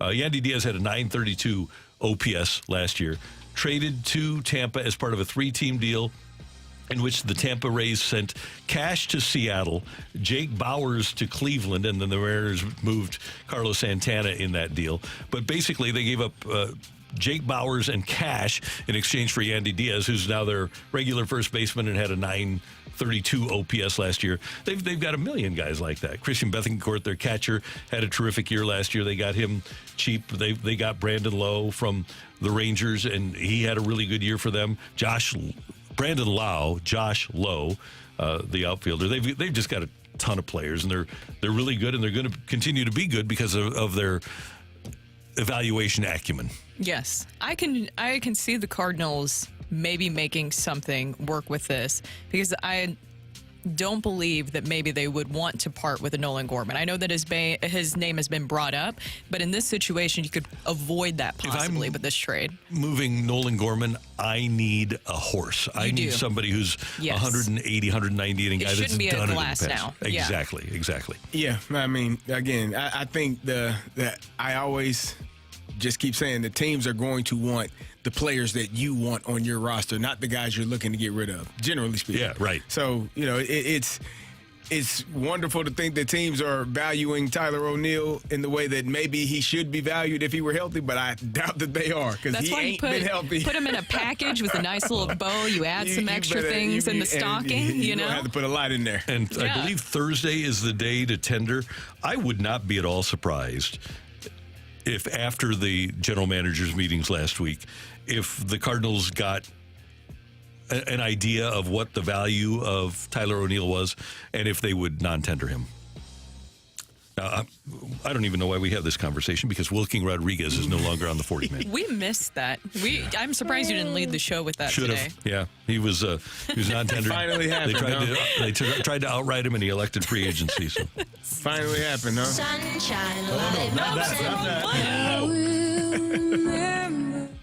Yeah. How will we remember him? I don't. Almost. Quite It's hard to put it in words, Brooke. It is. It's hard to put it in words. It's almost like you never hear. It's almost like we just your presence was felt, but the physical form we didn't get to see. Missed out on. Yeah, teary. Coming up next on 101 ESPN, we're going to talk to John Kelly, the TV voice of the Blues. It actually says on my sheet, Blues radio broadcaster John Kelly. He was during the Stanley Cup Finals in 2019. He's looking at a different sheet, I'm looking at this. Uh-oh. That one didn't. No. Don't get mad. This isn't happening again. This isn't happening again. Don't get mad. I like it. I think it's fun. JK next on 101 ESPN.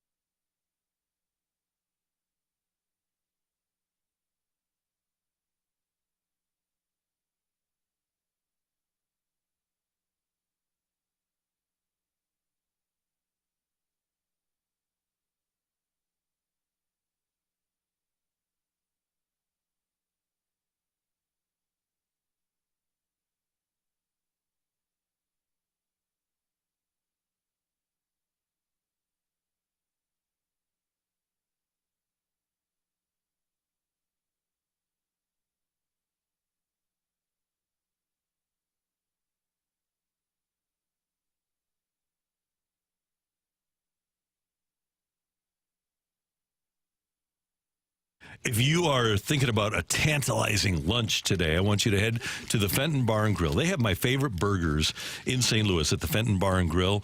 They're tasty, they're juicy, they're well-seasoned, they're well-prepared. Their burgers are wonderful at the Fenton Bar and Grill. Get the burger with some of their tater tots at the Fenton Bar and Grill, and you will have yourself an absolutely fabulous lunch. And you'll love the people at the Fenton Bar and Grill. Say hi to Kelly, the feisty redhead. Say hi to Megan. Say hi to Colleen and Ashley. The whole group over there is so much fun. And They're going to make your experience fun, whether it's out on the patio, which is glorious. Their patio at this weather is unbelievable. And you're going to be talking to other people there that talk sports and love sports. They've got sports up on all of their TV screens. It's a fun place to go. Head there for the Blues game tonight and get some beer specials. It's absolutely fantastic. Don't forget about their weekly specials. Every day during the week, they have a wonderful, tasty special for you at the Fenton Bar and Grill. It's the home of the Cody Schrader fan club. First guy ever to get 200 yards rushing and 100 yards receiving in one SEC game. Cody Schrader hangs out at the Fenton Bar and Grill. You should, too. Learn more at FentonBarandGrill.com. Tell them Randy sent you.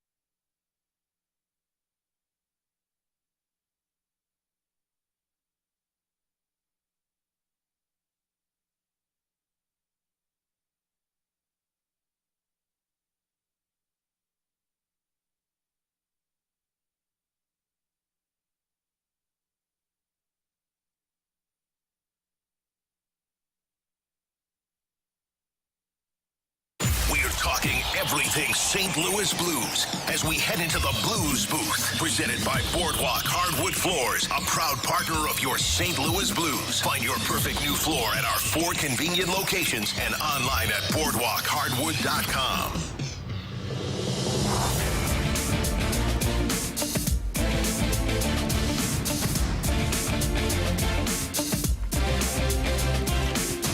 The St. Louis Blues and the Tampa Bay Lightning tonight at Enterprise Center. A pregame at 6 o'clock, the action at 7, and you can hear it here. You can see it on Bally Sports Midwest. And John Kelly will have the call with our own Jamie Rivers. JK is with us now on the Celebrity Line. Good morning, sir. How you doing?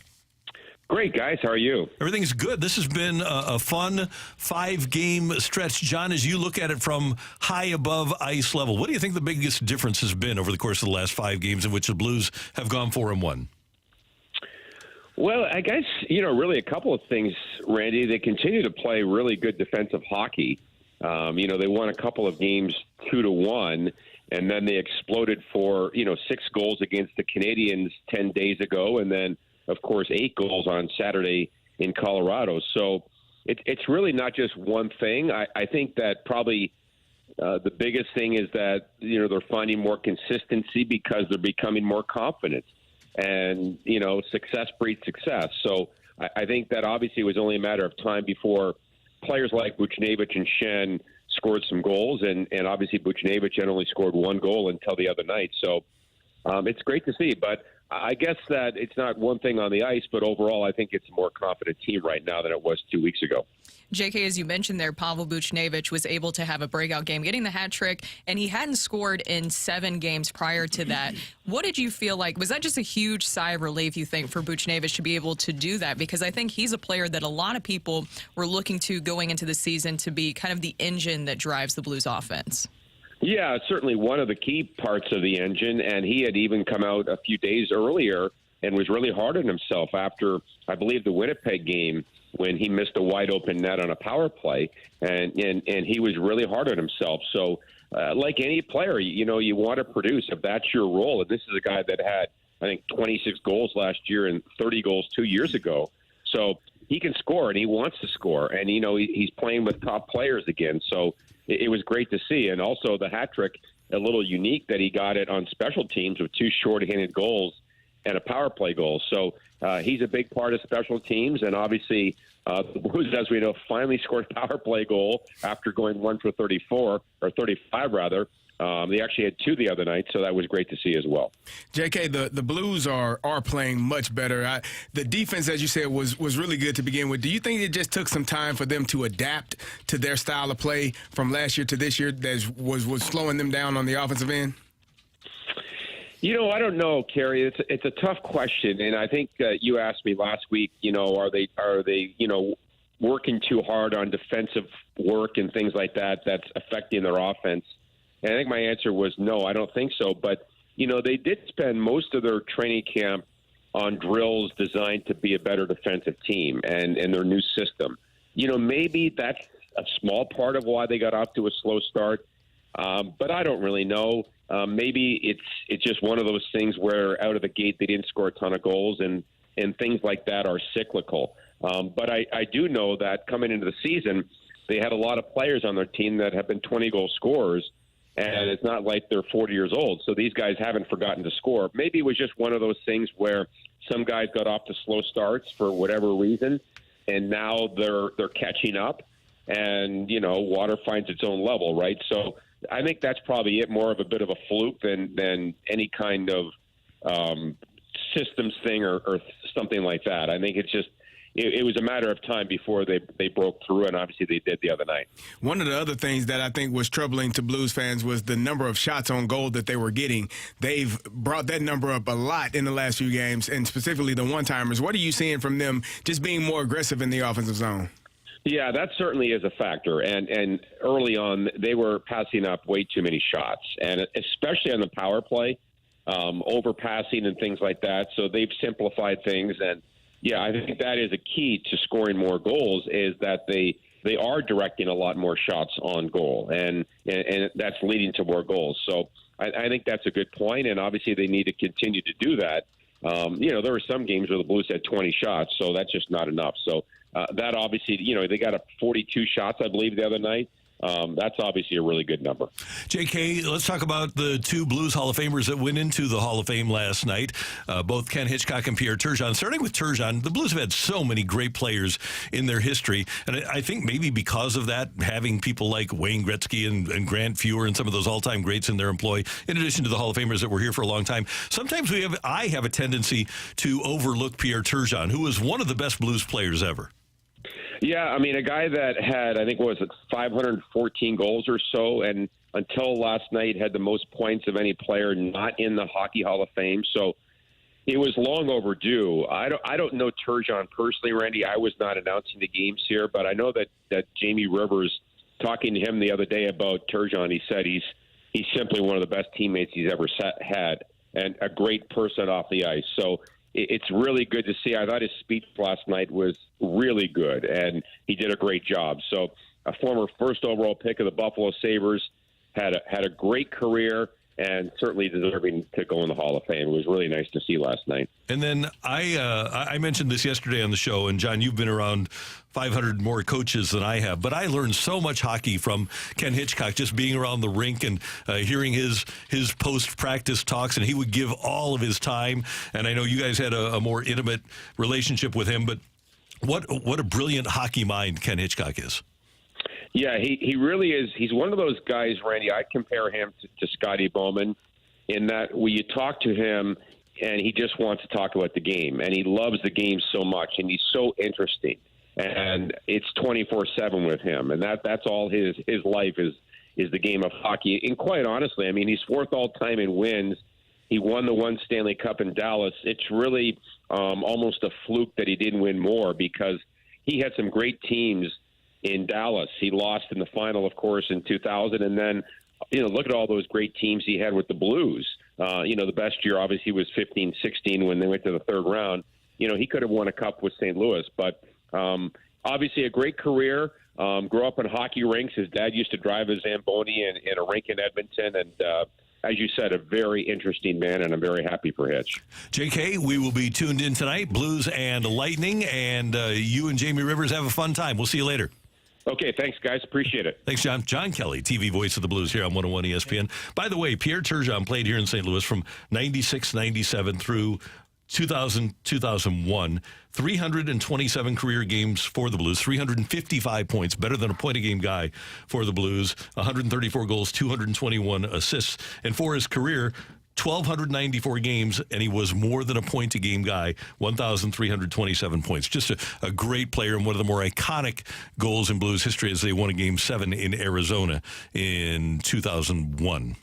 Wow. He was That's awesome. Incredible. Yeah. And just hearing the stories, too, of Hitchcock and what he was able to do, I just love hearing those kind of stories of just some of the greatest, like, coaching legends. And you mentioned them, but just also hearing some of the speeches last night shows just how special and unique that he is. Yeah, JK, he says he's all about hockey. He just used to wear a hoodie that said hockey on the front. Yeah. That was it. But he would come in, and once we would turn off all the microphones and everybody would just, be standing around, he would want to talk hockey and teach hockey all the time. And he was just a great teacher for us. I know that sometimes he would be kind of sandpaper for the players because he was a coach.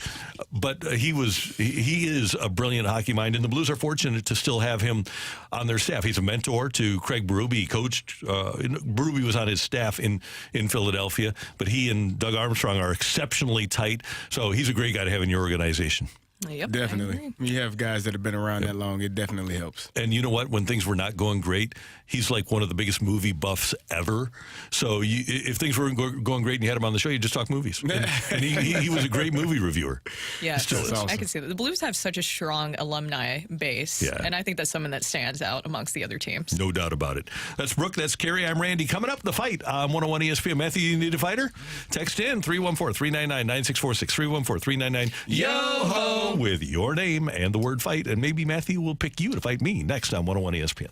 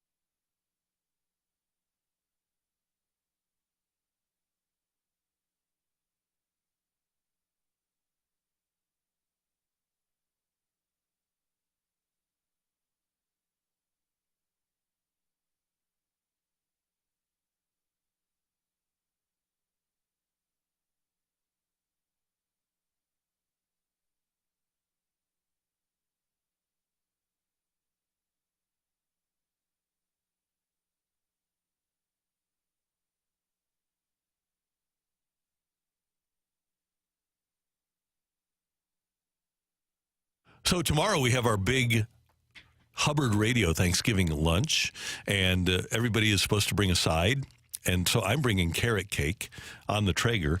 And I went to Schnucks and got all of my ingredients. Yeah, Brooke, Matthew, they had no idea.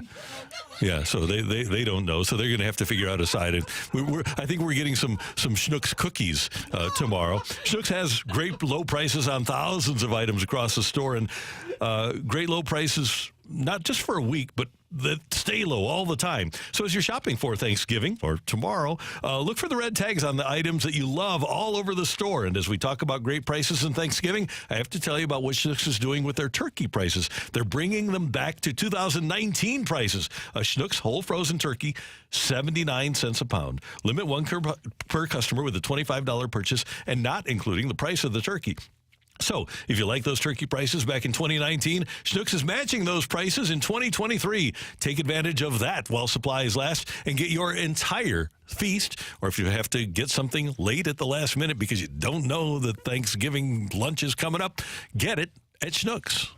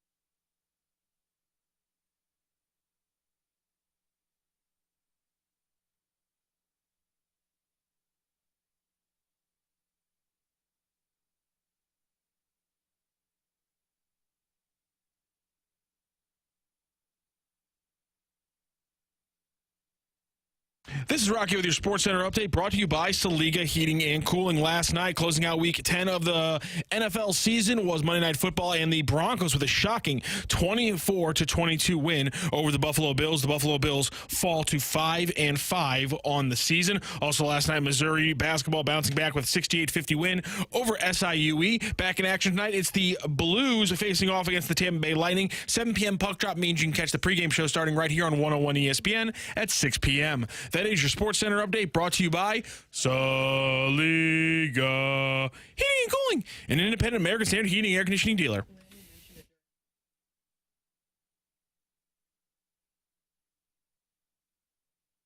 Welcome to the fight. In the red corner, Average Joe Listener.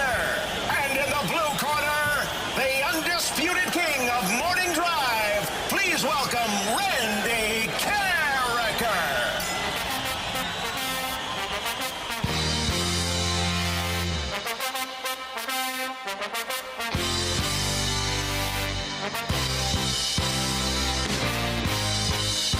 Welcome back to the opening drive. I am Kerry Davis, joined by Brooke Grimsley, and it is time for the fight. And our fighter today is Kevin. Kevin, how are you doing? Good, Kerry. How are you, sir? I am doing well. Are you ready to take on Randy Carricker? Ready as I can be. All right, here we go. Who is the only player in NBA history with over 5,000 turnovers? Is it LeBron James? Russell Westbrook? LeBron James. Oh, okay. You didn't even need options. Whoa. Do you want ready. the options So going what was forward? his answer? LeBron James. Do you want the options going forward, or you just knew that one off the top of your head? Oh, I definitely want the option. Oh, okay. Oh, okay. Yeah, just checking. He was ready to go. Question number 2. Congrats to Ken Hitchcock on his Hall of Fame enshrinement. One of the biggest wins of his Blues career. Who scored the game-winning goal in Game 7 of the 2016 first-round win over the Blackhawks? Was it Kevin Shattenkirk, Paul Stastny, or Troy Brouwer? Let's go Kevin Shattenkirk. Which head coach holds the worst playoff record in the NFL, in NFL history, with an 0-7 record from 2005 through 2015? Ooh, is it Wade Phillips, Marvin Lewis, or Brad Childress? If you'd like me to read that again, I will do so. You said 2005 to 2012? Yep. Which head coach holds the worst playoff record in NFL history with an 0-7 record from 2005 through 2015? Marvin Lewis.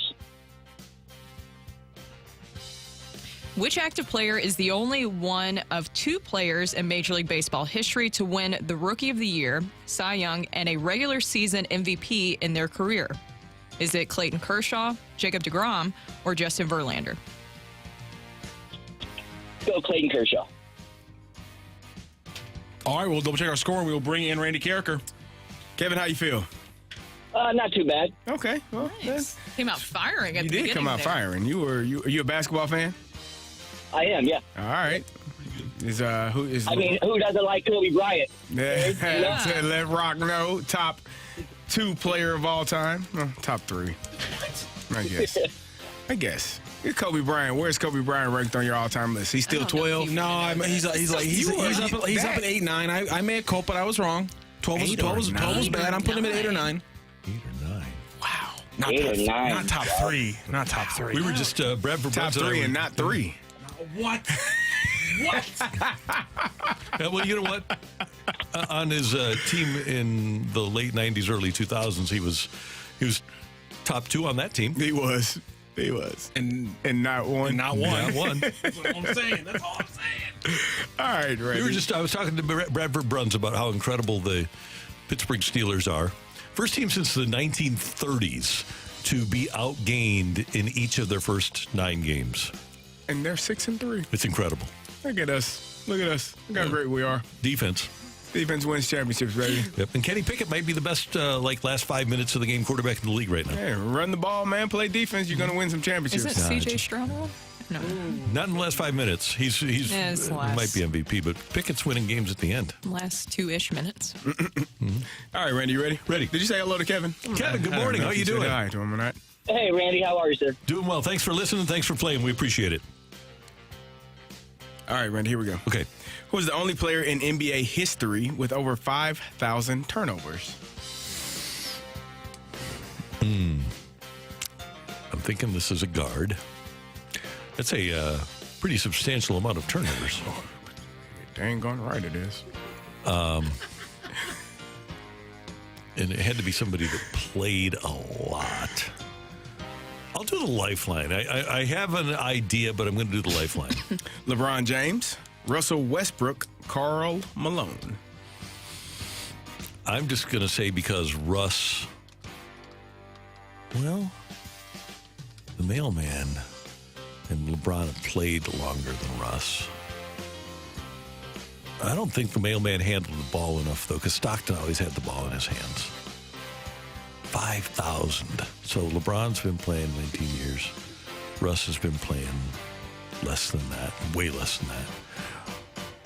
So I will go with LeBron James. LeBron James.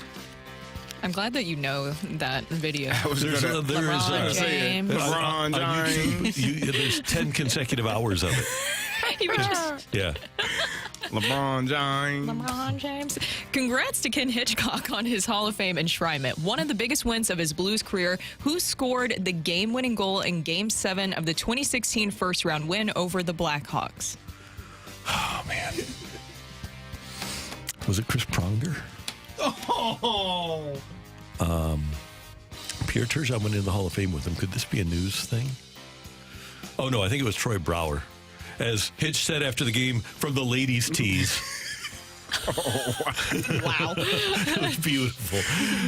That was a great night beating the bleeping Blackhawks. All right, Randy, you ready? Here we go. Ready. Number 3. Which head coach holds the worst playoff record in NFL history with an 0-7 record from 2005 through 2015? 05 to 15, 0-7. Ooh, this is good. Made a lot of playoffs. So I don't. My initial thought was Bill. Oh, you know who I'm going to go with? Marvin Lewis. Marvin Lewis. My initial thought was Bill O'Brien, but he was 05 to 15. Marvin Lewis. That would be right up his alley. So I'm going to go with Marv. Which active player is only one of 2 players in Major League Baseball history to win the Rookie of the Year, Cy Young, and a regular season MVP in their career? Okay, Rookie of the Year, Cy Young, regular season MVP. It's got to be one of 2 people. And I think I'm going to go, it could only be Kershaw or Verlander. And I'm going to go with Kershaw. Did he win Rookie of the Year? Or did Verlander win Rookie of the Year? I don't think Verlander was that great. Maybe he was. Kershaw's first career start was against the Cardinals. Okay, I'll go with Verlander.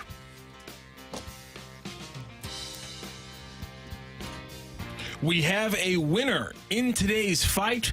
Well fought on both accounts, but this one's a clear winner. Ring that bell. Go crazy, folks!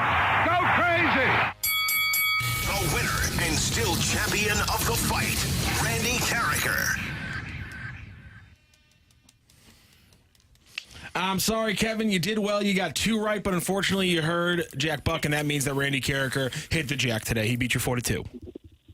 I appreciate it, guys. Thank you. Thank you, Kevin. Thank you, Kevin. Let's go over those questions and answers. The only player in NBA history with over 5,000 turnovers, it is LeBron James. He just passed it a game ago.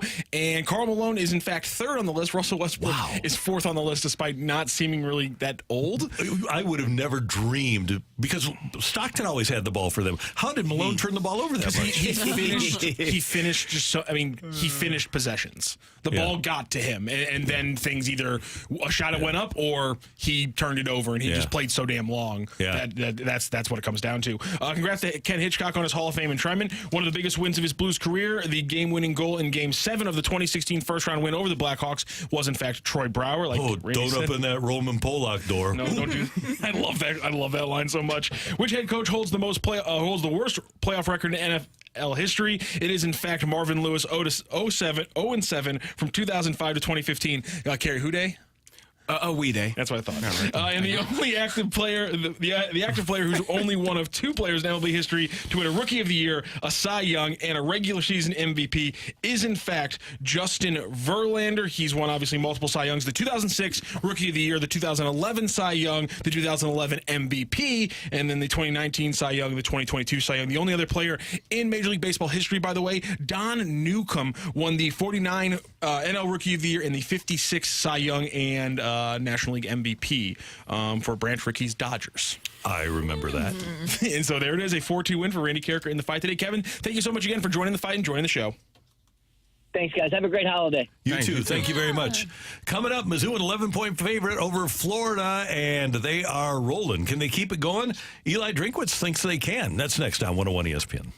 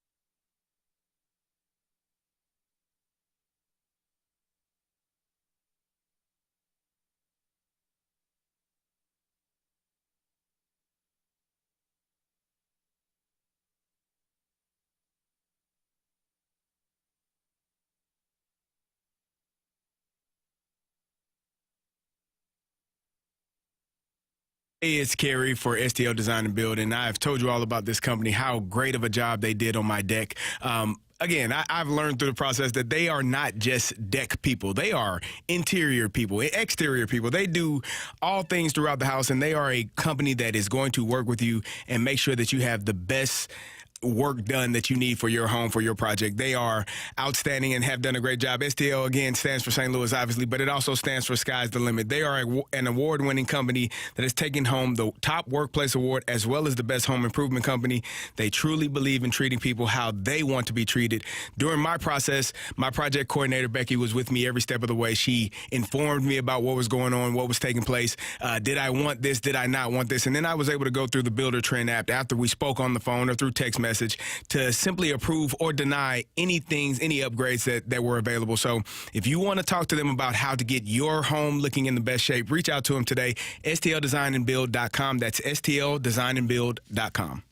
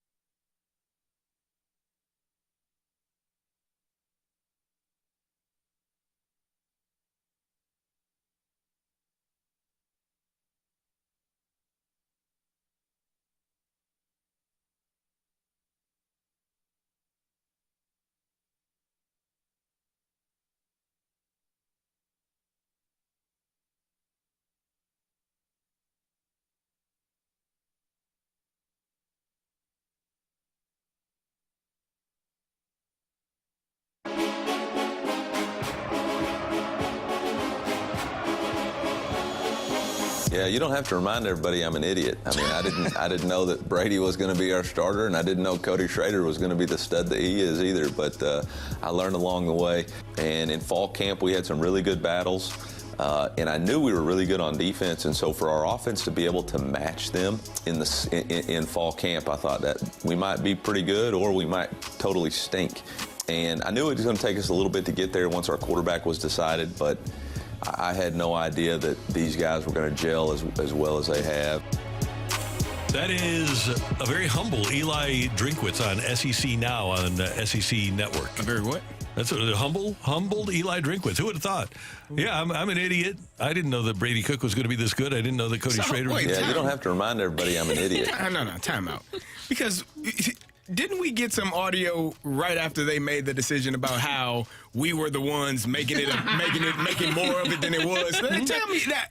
My memory is now. I've ran into a few people in my life. My head, tends to hurt from now and then, and I don't remember everything as well as I'd like. But I feel like I remember that conversation. So now he did actually say that. Okay. Yes. No, Carrie, you definitely remember correctly. Okay. That actually did happen, because if you remember, there was a whole quarterback controversy to start out Mizzou's season, a controversy that was started by Eli Drinkwitz because it seemed like there was going to be a battle. Then in that first game of the season, rolled out Brady Cook and a little bit of Sam Horn, and then Brady Cook was a starting quarterback. It all worked out in the end. But Eli Drinkwitz and his progression and maturity that has happened over these past few seasons, I've been telling you guys, I feel like we're seeing a different version of him. That did not sound like the same man that was Darth Vader. You remember that? Oh, yeah, when he had Mullen fired? Yeah. Was that what happened? If Mizzou beat you, you were going to get fired. Yeah. Did he show up where he brought a lightsaber? I'm sure. Yeah, the press conference. Yes.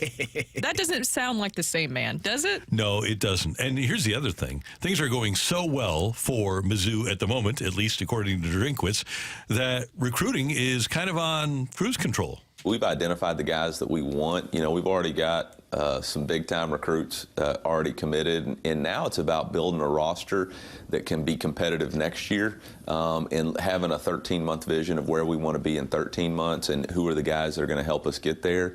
There's still, maybe 5-6 slots for high school players left, and I will say this, for the first time in my career, we're picking, we're not recruiting. Mm-hmm. We're telling guys, yeah, we're full, or no, yeah, we'll see you on an official visit. And then we'll do a really good job of evaluating whatever happens to show up in the portal. The message that I have to everybody is Missouri's got a lot of stability in the midst of a lot of chaos in college football. And I think that's been something that has been really good for us. And part of the reason that we've had the success this year was the stability that we had on the defensive side of the ball. And even on the offensive side of the ball, we hired Kirby, but we were able to maintain a lot of the same lingo and design of the offense. And I think in uncertainty, stability provides you a chance to really have some success. Eli Drinkwitz. Now, do you think if Ryan Wingo comes to Mizzou and says, you know what, I changed my mind, I want to go to Mizzou rather than Texas, do you think they're going to say, no, we're full? No, they got. He said they got a few spots available for a few guys. For high school players, yeah. They are, and this is the position that your fourth year as a head coach at a program, you want to be in the position that they're in right now. Their record is really good. They're one of the top 25 teams in the country. They're playing really good football, nationally televised football, and those are the things that get recruits to show up. Now, you win in games, you show an environment that you can sustain and showing that you can play with the big boys. Those are the things, and they're in a position now, as he said, we can pick which guys we want. We don't have to go out. And what he's saying is the recruiting aspect of it is the hustle and bustle. Like you're chasing after kids and you're trying to get them on the phone and you're trying to visit high schools and talk to them and meet them in person and breaking down their film. Now you're saying, no, we know it's these 10 guys are the guys that we want. They aren't committed yet. They have not decided where they want to be yet, and we want to target our efforts on these guys because we believe that these guys can help our team next year. And also having those St. Louis connections, the way that Drinkwitz has been able to recruit here in the region, specifically in St. Louis, is huge. And then you have Luther Burden, what he's been able to do. You have Brady Cook as your starting quarterback, Chaminade product, East St. Louis product. You have so many St. Louis and local connections. So when he goes out recruiting and when he's talking about picking guys, essentially they can see, wow, there's an actual path here. The story of Cody Schrader is something that's also appealing for a lot of people. Young athletes see these stories and they say, wow, I will actually get an opportunity to play here. Because isn't that what every freshman wants coming in, true freshman coming in? They want to know, how do I fit into this plan? Is there actually a path for me to start soon? Because the sooner you play, the sooner you get that NIL money. I'm sure Sam Horn thought that, right? And one thing about Eli, and we're talking about evolution and maturity. From what I hear in Columbia is that, for example, when Wingo did decide to not attend Missouri, and it's not the first time it's happened, Eli hasn't been the most mature acceptor of a choice that's not Missouri from young people, and that's one thing I think he's got to learn how to lose.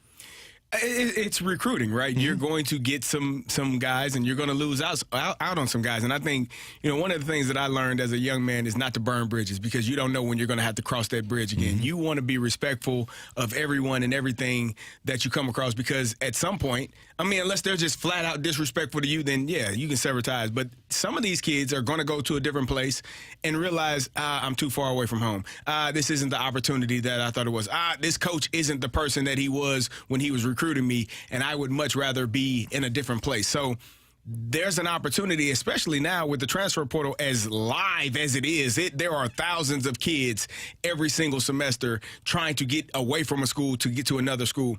There's potential to not win a kid in the recruiting phase where he signs a letter of intent to go somewhere, but 6 months down the line, 2 years down the line, he's like, you know what, that coach was really respectful to me with my decision. I don't like it where I'm at now. I want to give that coach a call. I want to reach out to that program and see if there's an opportunity for me to be there. But if that coach is, a jerk when you're going through your process, there's no way that kid is going to call you. And if you're Mizzou right now, you have to have your players calling everybody that you're interested in at Texas A&M. A&M players have 30 days to enter the portal with Jimbo Fisher being relieved of his duties. And so what you do now, because all the players know each other, you have to have your players get in touch with their players and say, hey, we got a spot for you. Mm-hmm. The coach tells me that if you want to come here, you got a spot. Exactly. Work your resources. College, and look, I know that we were talking about it earlier. Of course, $75 million. I think that you can handle a lot of stress for being fired for that amount of money when you're looking at Jimbo Fisher. $26,000 a day for the next 8 years. Yikes.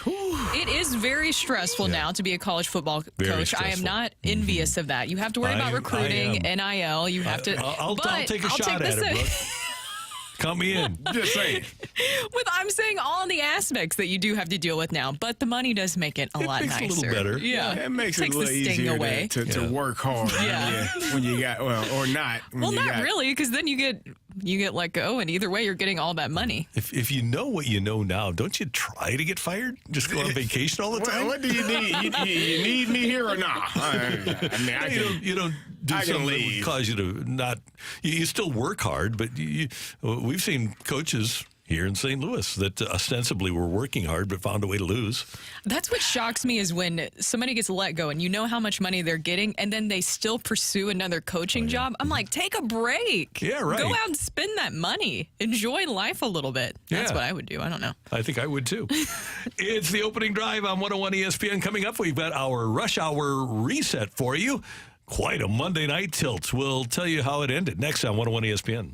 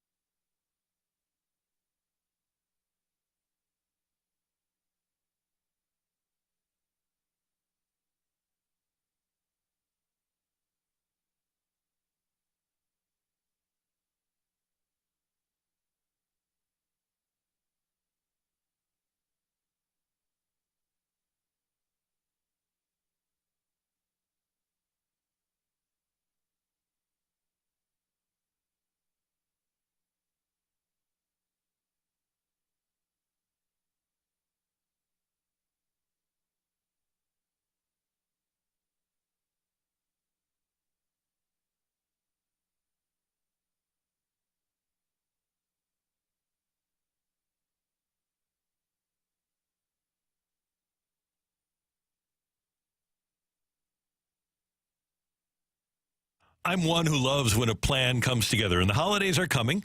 And if you want to maintain or increase the value of your home, it's always great to get new flooring. Well, I've got an idea for you. Floor your family with Ambassador Midwest Floor. I was out there last week, and I got to tell you, they have an amazing array of flooring. Hardwood, laminate, carpet. I was introduced to luxury vinyl from famous brands like Mannington and Robbins, Bruce, Cardine, and Armstrong. And here's what they got going on out at Ambassador Midwest Floor. And by the way, they have locations.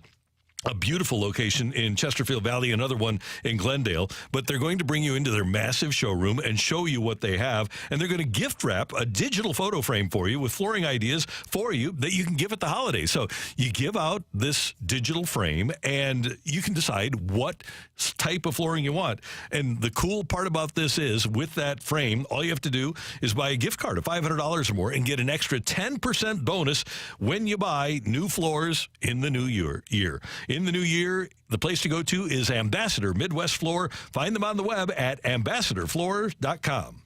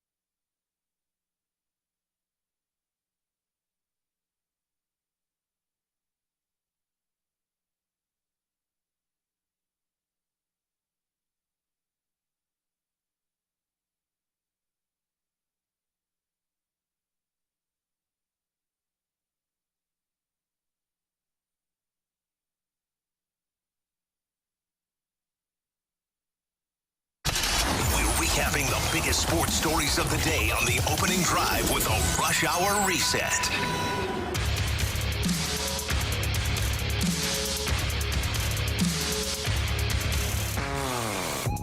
9:04 in St. Louis. Time check brought to you by Clarkson Jewelers, an officially licensed Rolex jeweler. I got to tell you, I was hoping last night that the game would end in a 15-15 tie because I'm pretty sure there's never been a 15-15 tie in the NFL. I wanted to see history. But we didn't. We saw a 24-22 victory for the Broncos. And did the Broncos win or did the Bills lose? Everybody can relax right now. 41-yard drive for the win. Lutz. He missed it. But a flag is down. 12 men on defense. 5-yard penalty. Wow. Go fourth down. So there were 12 men out there for the Buffalo Bills. And this will move the ball inside the 20, and it becomes a 36-yard game-winning field goal attempt by Will Lutz. There's nothing guaranteed. Good snap, good hold. Kick, perfect. And the Broncos. Joe Buck and Troy Aikman on ESPN. So the Broncos do win it 24-22. They have won 4 out of 5, improving to 4-5 on the season. And oh, by the way, just one game out of the final playoff spot in the AFC. Here is Bills coach Sean McDermott on having 12 men on the field for the field goal try. We practiced 2 or 3 times that this week, the substitution from dime to field goal block. And at the end of the day, we didn't execute it. So it's inexcusable. Did you practice with 11 or 12 guys on the field? Probably 11. Probably 11. But again, this is, they're going to get on Coach McDermott. They're going to get on Sean McDermott. And how could you allow this to happen? There's an actual human being that forgot he wasn't supposed to be on the field. He had his brain locked up in a crucial, critical moment, and he didn't run off the field. And that's something you saw them when the Broncos ran their guys off for the kickoff, for the field goal team, ran their offense off, ran their field goal team on. You saw the Bills doing the same thing, running guys off and running guys on. And they just had too many people on the field. And so it's intriguing. Now, this is something that just popped into my head. We saw this over the weekend with Mizzou. When an offense substitutes, they allow the defense time to substitute as well. They do the same thing in the NFL. So the Bills could have probably taken a little more time in their substitution and not, but you're so accustomed to running on and running off as quickly as possible. Tennessee did a really good job of taking their time against Mizzou of getting off the field, and Mizzou had to burn a timeout so they didn't get a delay of game. The Buffalo Bills probably could have done something along those lines as well, and they didn't, and they were caught with too many on the field. But it's a player's mistake. And at that point, there was plenty of time left on the clock, too. It was inside of 20 seconds. 20 seconds, yeah. But I think there was time to do it. Yeah. Where do you go from here? One, I know that we were talking about earlier. What did Brad Thompson say?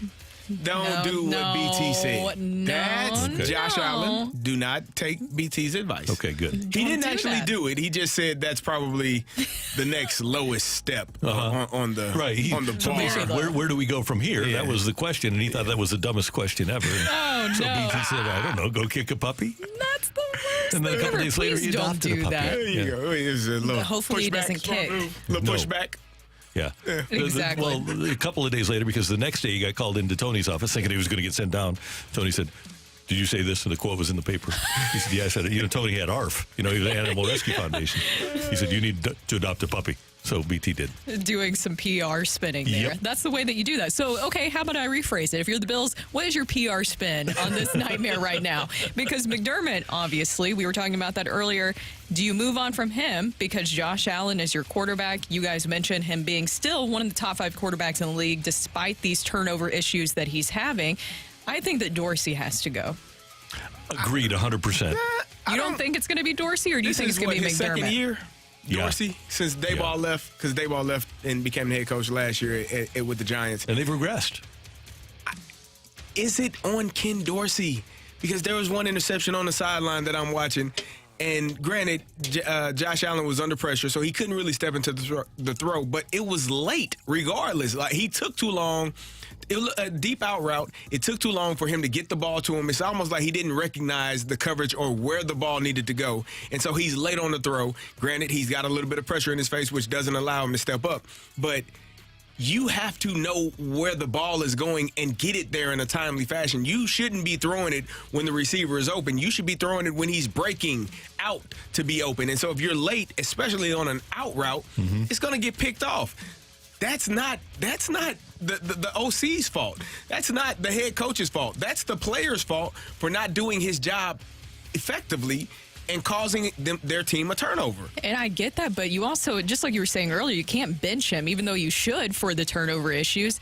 You can't get rid of Josh Allen. No, so he's going to know that they want something to happen. I think it's going to be Sean McDermott that gets fired, and which if he gets fired, then the whole staff is probably gone. Yeah. So. And it shouldn't exactly be on that because, to your point, they're not the ones out there executing or not executing, but that's just the way that it goes, right? You can't get rid of Josh Allen in this situation. I'm more interested what happens with Diggs. Because with that whole window closing for the Bills, obviously. I don't know if they can afford to keep him. Like I said, his brother tweeting what he tweeted last night was intriguing, saying 14 got to get up out of there. It sounds like a conversation that they've had at some point. Yeah. He's really, looking out for his brother's best interest. Stephon Diggs is a great football player, great receiver. This is his second stop. He left Minnesota. He's in Buffalo now. And, if he doesn't make it work there, I don't know where the next stop would be for him. But I do agree. The Bills window, I don't know if it's completely closed. It's probably cracked. But it not closed shut at this point. As close can be because they are regressing from where they were 2 years ago when they were one play away from beating Kansas City in a playoff game. Last year they were second in the league in scoring. This year they're 8th, and with a Rocc attached to them. So things are not looking good offensively for them. And obviously their defense, you lose Milano and it's Terrell Edmonds, right? That went to Chicago, the inside linebacker. And you lost your best corner in Travarius White. And you try to replace him with Russell Douglas, who's nowhere near the corner he is. So they've just got a lot of issues, injuries. It would appear coaching, the turnovers of Josh Allen. There's just a lot going on there that does not bode well for them. And I was thinking about this morning. They spent 20 years waiting for their team to be better than New England. And now they are better than New England, but Miami's better than them. That sucks. Interesting. It's just got to suck for Bills fans. I can't imagine. Well, CD, you talked to one earlier, Chris, over at KC, and what was his feeling? He's livid. He is. I don't even know. I mean, it's a level of frustration for Bills fans that you have such high hopes and then you lose the opening game of the season to a team that loses their quarterback 4 plays into the game. And they've been on this roller coaster ride. They've won. They could have lost 2 of those games during the stretch against the Giants, and I think it was the Sunday night against the Giants. The Giants they should have lost. Yeah, I mean the Giants really gave them that game, and so you're looking at a team that shouldn't really be. Oh, and they lost to New England. They lost to New England at the end. Mac Jones beat them and they could have lost to the Buccaneers as well. That was the other team. Yeah. So they're 2-4 in their last 6, but they could be 0-6 easily. Yikes.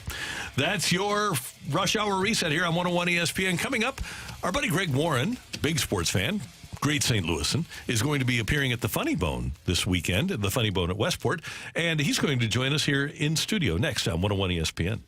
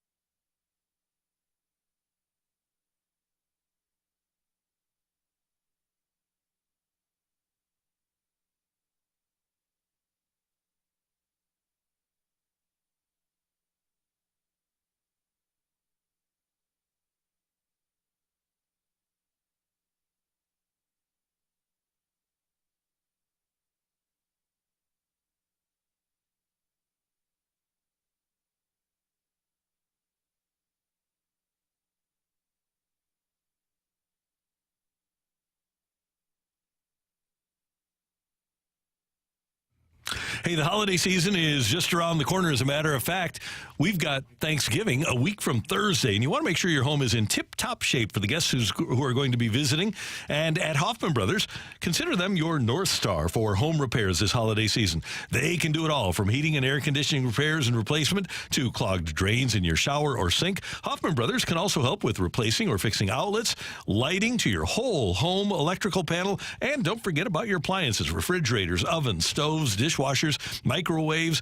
They will get used in abundance this holiday season. And if you have a problem, get in touch with Hoffman Brothers at hoffmanbros.com or just give them a call at 314-664-3011. And don't forget to get your furnace checked. We do that every year at the Carricker household because we're members of their club that allows you to get your furnace and air conditioner checked every year. But make sure that that furnace is in good shape and clean and good to go for the winter months. They really concern themselves with your safety at Hoffman Brothers, a proud Mitsubishi Electric heating and air conditioning elite contractor.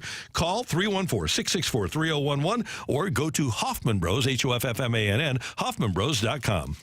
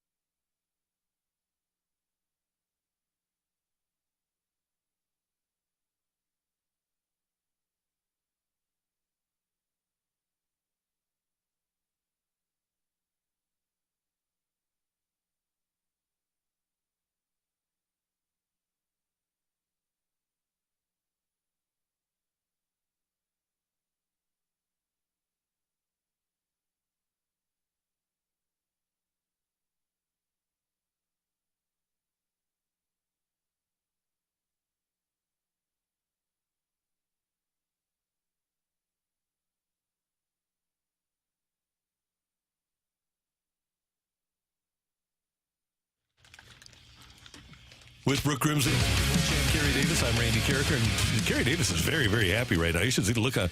Well, just go to the YouTube, use our Air Alliance team studio cam, and search out 101 ESPN STL on YouTube, and you can see the joy on Kerry Trying Davis. not to chew into the microphone, but very delightful.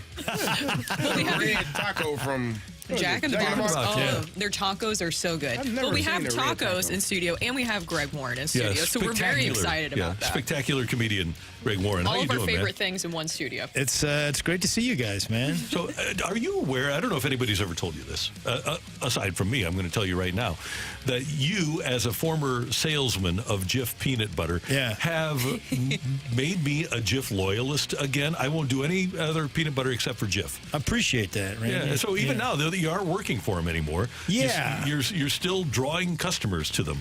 Yeah, I mean, I guess, I'm appreciative of it. So is the Jif brand, but I guess I got to ask, like, why did I have to do that? I mean, where were you before? Well, what were you doing? The thing was, you got plenty of money. I don't know, I don't understand what this is all about. I was never a choosy mother, Greg. I understand that. So choosy mothers. What were you eating though? Whatever was least expensive, which generally was Jif, unless if I went to Ohio, was it Ohio where they had that you'd work that deal? 99 cents, 99-cent Jif. Yeah, people still talk about it. It's one of the top topics, right? It is in the peanut butter game. I would say in the grocery game, Kerry. I mean, we just for reference, I mean, I don't know. You go to Schnucks right now, I bet you're looking at $2.79 for an 18-ounce jar on the shelf. Now, they may run a back-to-school deal at 2 for $3, maybe $1.99. Yeah. But 99 cents, that'll never happen again. Never. No. It's legendary. It like really I said, I think even the bad moms bought Jif that week. Mama, this peanut butter tastes good. Don't get used to it, boy. I ain't giving up cigarettes and I ain't giving up Red Bull. So when it's gone, it's gone.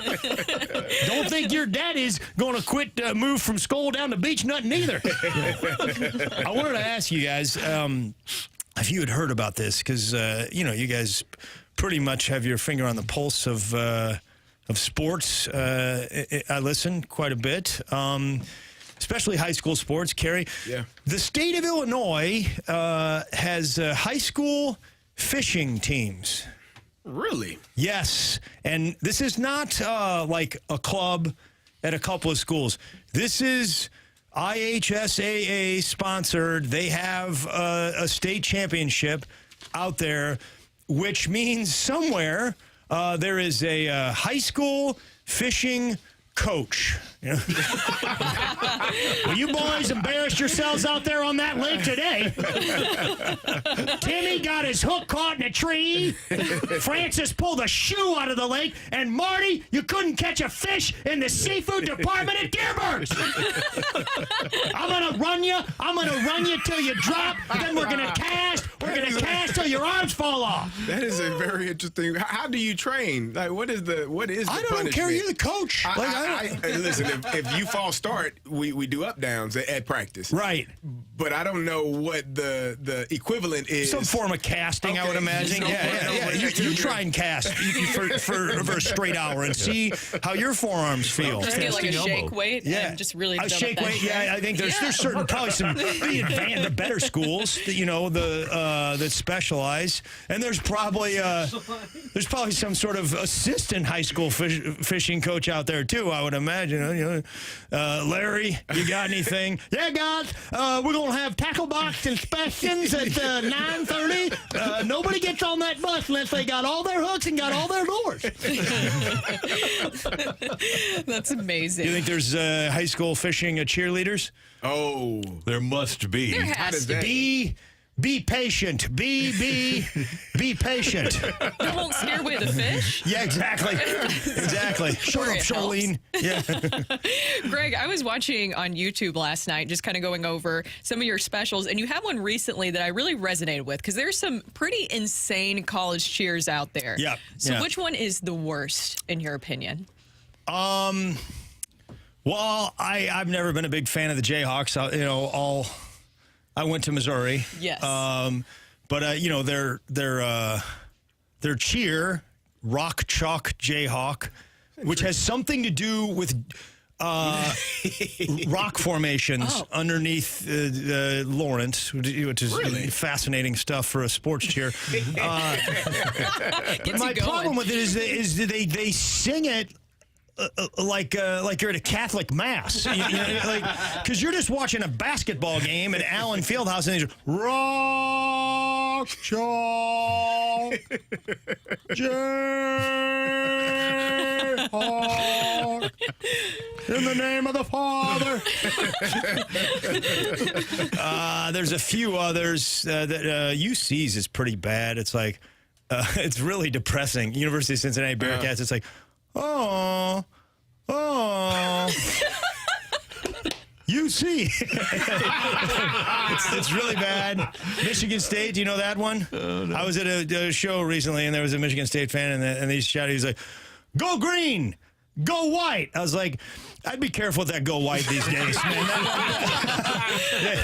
I would move those together a little bit. Yeah, because somebody comes in on the last part of that cheer and didn't get the first part, they're going to wonder where they are. I would go green, go white. Yeah. How about this one? My parents' alma mater, because I think it was Lindenwood. Yeah, played Austin P. Let's go P. Yeah. You That's, like you that gotta one? like that one. Yeah, that's yeah. Let's go P. Yeah.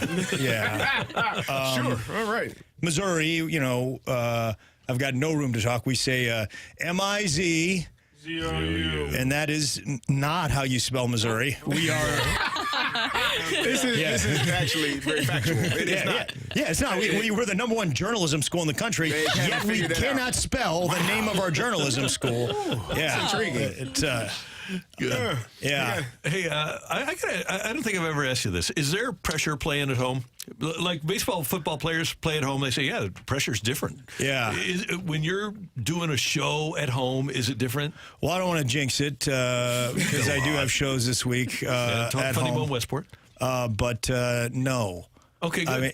I mean, the only time I feel pressure anymore is... If it's in a comedy club, I'm pretty comfortable. Mm-hmm. And if I have an hour, which I do most of the time, I'm pretty comfortable. If it's in a TV studio and it's 5 minutes, then there's pressure because it's like you can't. I know enough tricks to get them. Now, every now and then I feel like if there's somebody there that I'm like, I don't want this person to see me have a bad show. But there's not a lot of. What about corporate, though? What, like when you're in a conference room at a hotel? Corporate could be interesting. I do a lot of that, and I've gotten pretty good at it. I'm clean, and I'm road tested, but it's harder. It's a lot harder because it's just not. It's in like sometimes a badly lit hotel conference room at 8:30 in the morning, and, with no terrible sound. Yeah, everybody's got a hangover.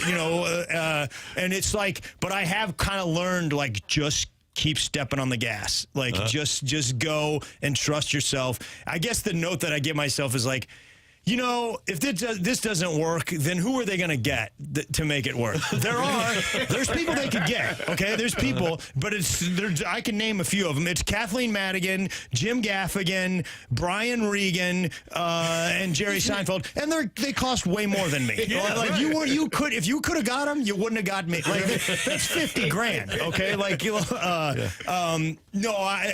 is a little more difficult. And what about cruises? Have you done cruises? I've done a few. I just did, man, just out of nowhere. I did. You know who Bert Kreischer is? Guy without the shirt. Yes. He's kind of a big deal comedian. He has like his cruise. Like it was like all of his fans, like 2,000 people bought to see comedy. And he called me I was sitting at Caldy's in Kirkwood. He called me 3 weeks ago. I think it was 3 weeks ago. I had the weekend off, and they called and they were like, "Hey, Bert wants you to do his cruise. Somebody dropped out." So I did that. That was insane. That was a giant. Bert's whole lifestyle is partying, and so it was nuts. That was pretty fun. Who is the person in your family or friend circle that if they laugh at the joke, it's a good joke? Like you're maybe on the fence, and or this person laughs, so it really is. I got one. I try not to trust. Because you can stop there. Let's just say, let's just say most jokes are not like stage-ready, funny, killer, it takes a while to get it there, man. It could take, sometimes a few weeks, sometimes a few months to get it where you guys see it and it murders 90% of the time. So you got to, mostly it's comedians, and there's only 2 or 3 that I trust, like, to see the potential in an idea. Because, like, my brother Matt's one of the funniest people in the world. Okay. And early on in my career, I'd be like, hey, what do you think of this? And be like, yeah, man. And it would just break your heart. It would just be like, well, this is horrible. I spent 3 days coming up with that idea. But I had my buddy Mark Gross is a big writer in Hollywood, and he used to be a comic, and we sort of exchange a lot of ideas almost daily. Mike Birbiglia is a comic who, great comic, and I've been, pitching ideas to Mike and listening to his stuff for about 20 years almost. I only do that a few times a year with Mike, but and there's a guy named Brendan Ayer who's really funny that I trust. No, you say that, and I think about this, how depressing it must be to be referred to as a former comic. Yeah, I know. I mean, again, Gross is, he's a former comic. It's semi-depressing to him, other than the fact that he's making millions of dollars a year writing television. So I don't know how depressing that is. The CBS pays, Greg Warren is here. He is at the Funny Bone at Westport Thursday night, 1 show, 2 shows on Friday, a couple of shows, 3 shows on Saturday, and none of the special Sunday activity, huh? Yes. Well, we do have it. I just don't see it here. Yeah, it's we're doing the kids show it's a matinee show, 4:00 Sunday. Love it. And it's I only do it in a few markets. It's really fun.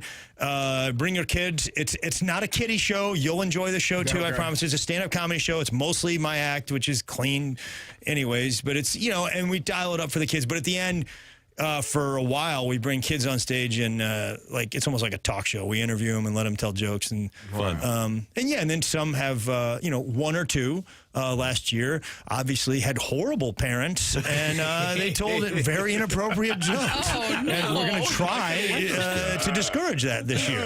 Yeah, it's like, you didn't think of us. You're 9. I can look out there and see the guy who told you this joke. More with Greg coming up on 101 ESPN.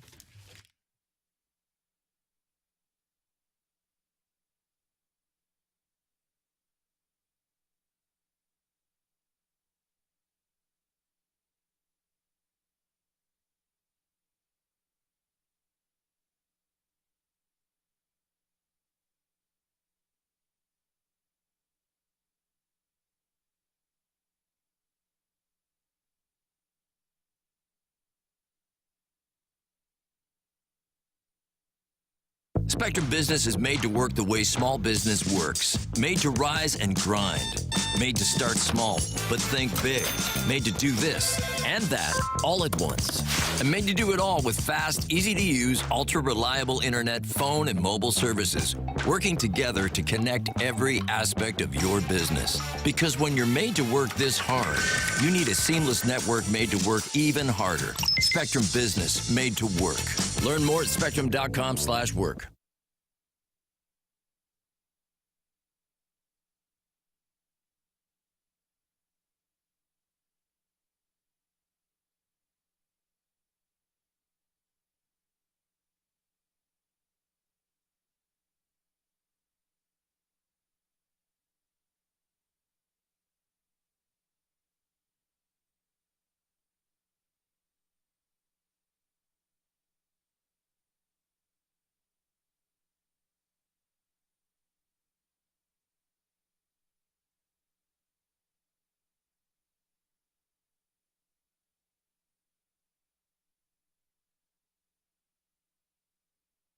Okay, so you filed your taxes this year, but you know you have past IRS issues. And now the IRS letters are coming.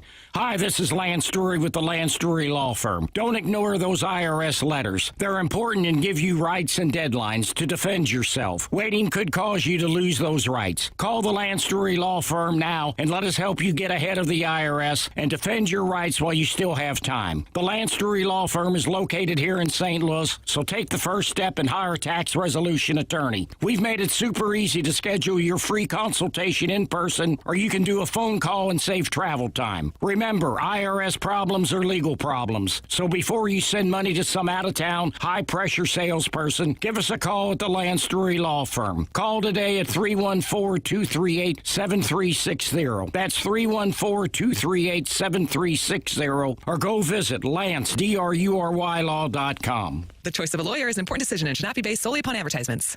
So many people in St. Louis use Metro to get to work every day, and it's a big deal to have a really good public transportation system. You know, it's vital for a region to have a great public transportation system because it attracts Fortune 500 companies. And you're listening to a sports show, and we use it to head down to Enterprise Center or City Park or Busch Stadium. It makes such a big difference. It's so easy to not have to pay for parking, not have to deal with downtown traffic. Just hop on Metro to go to a game and return from a game. Free parking when you go to the Clayton or Richmond Heights or North County locations. Brooke, it is amazing how convenient Metro is. Yeah, it's more than just getting you from point A to point B. It really drives progression here in our city. Randy, you mentioned what it does for Fortune 500 companies, and it's something that a lot of other cities wish that they had available. Nashville, which you guys know where I'm from, has one of the worst traffic situations in the country right now. Actually, just ranked that was coming out recently. So they wish they had public transportation. And as you mentioned, a healthy and vibrant public transportation system helps attract businesses to come here and creates a significant amount of jobs in the region, Randy. And of course, it helps many people get to their jobs, which is important. So with Metro, you don't have to drive to thrive.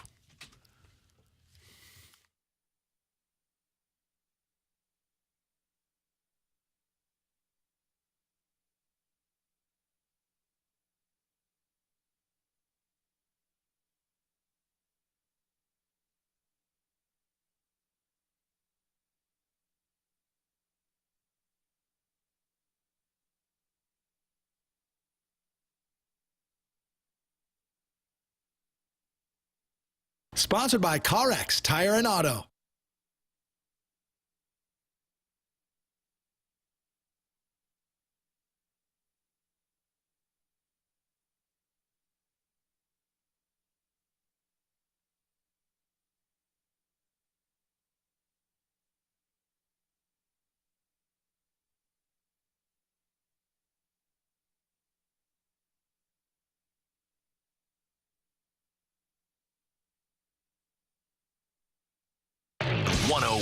ESPN Sports Center. This is Rocky with your Sports Center update, driven by Johnny Londoff Chevrolet and Johnny Londoff Autoplex. Last night, Monday Night Football, closing out Week 10 of the NFL season. The Broncos shocked the Bills with a 24-22 victory. Coming up tonight, the Blues are back in action. They face off against the Tampa Bay Lightning. 7 p.m. puck drop, which means you can catch the pregame show right here on 101 ESPN starting at 6 p.m. Also tonight, Illinois ranked number 23 right now in the basketball rankings, takes on number 4 ranked Marquette. That's 7 p.m. tonight for the Fighting Illini. That is your Sports Center update, driven by Johnny Londoff. Find your road and shop 24/7 at londoff.com and londoffautoplex.com. Are you kidding me?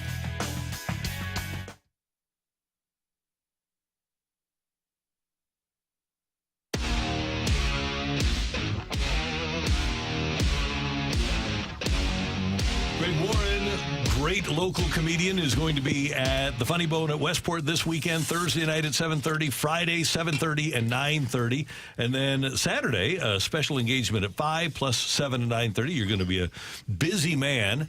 What is the perfect comedy club for a comedian? Man, Westport's awful close. Really? It's low ceilings, pack them in tight, and good sound.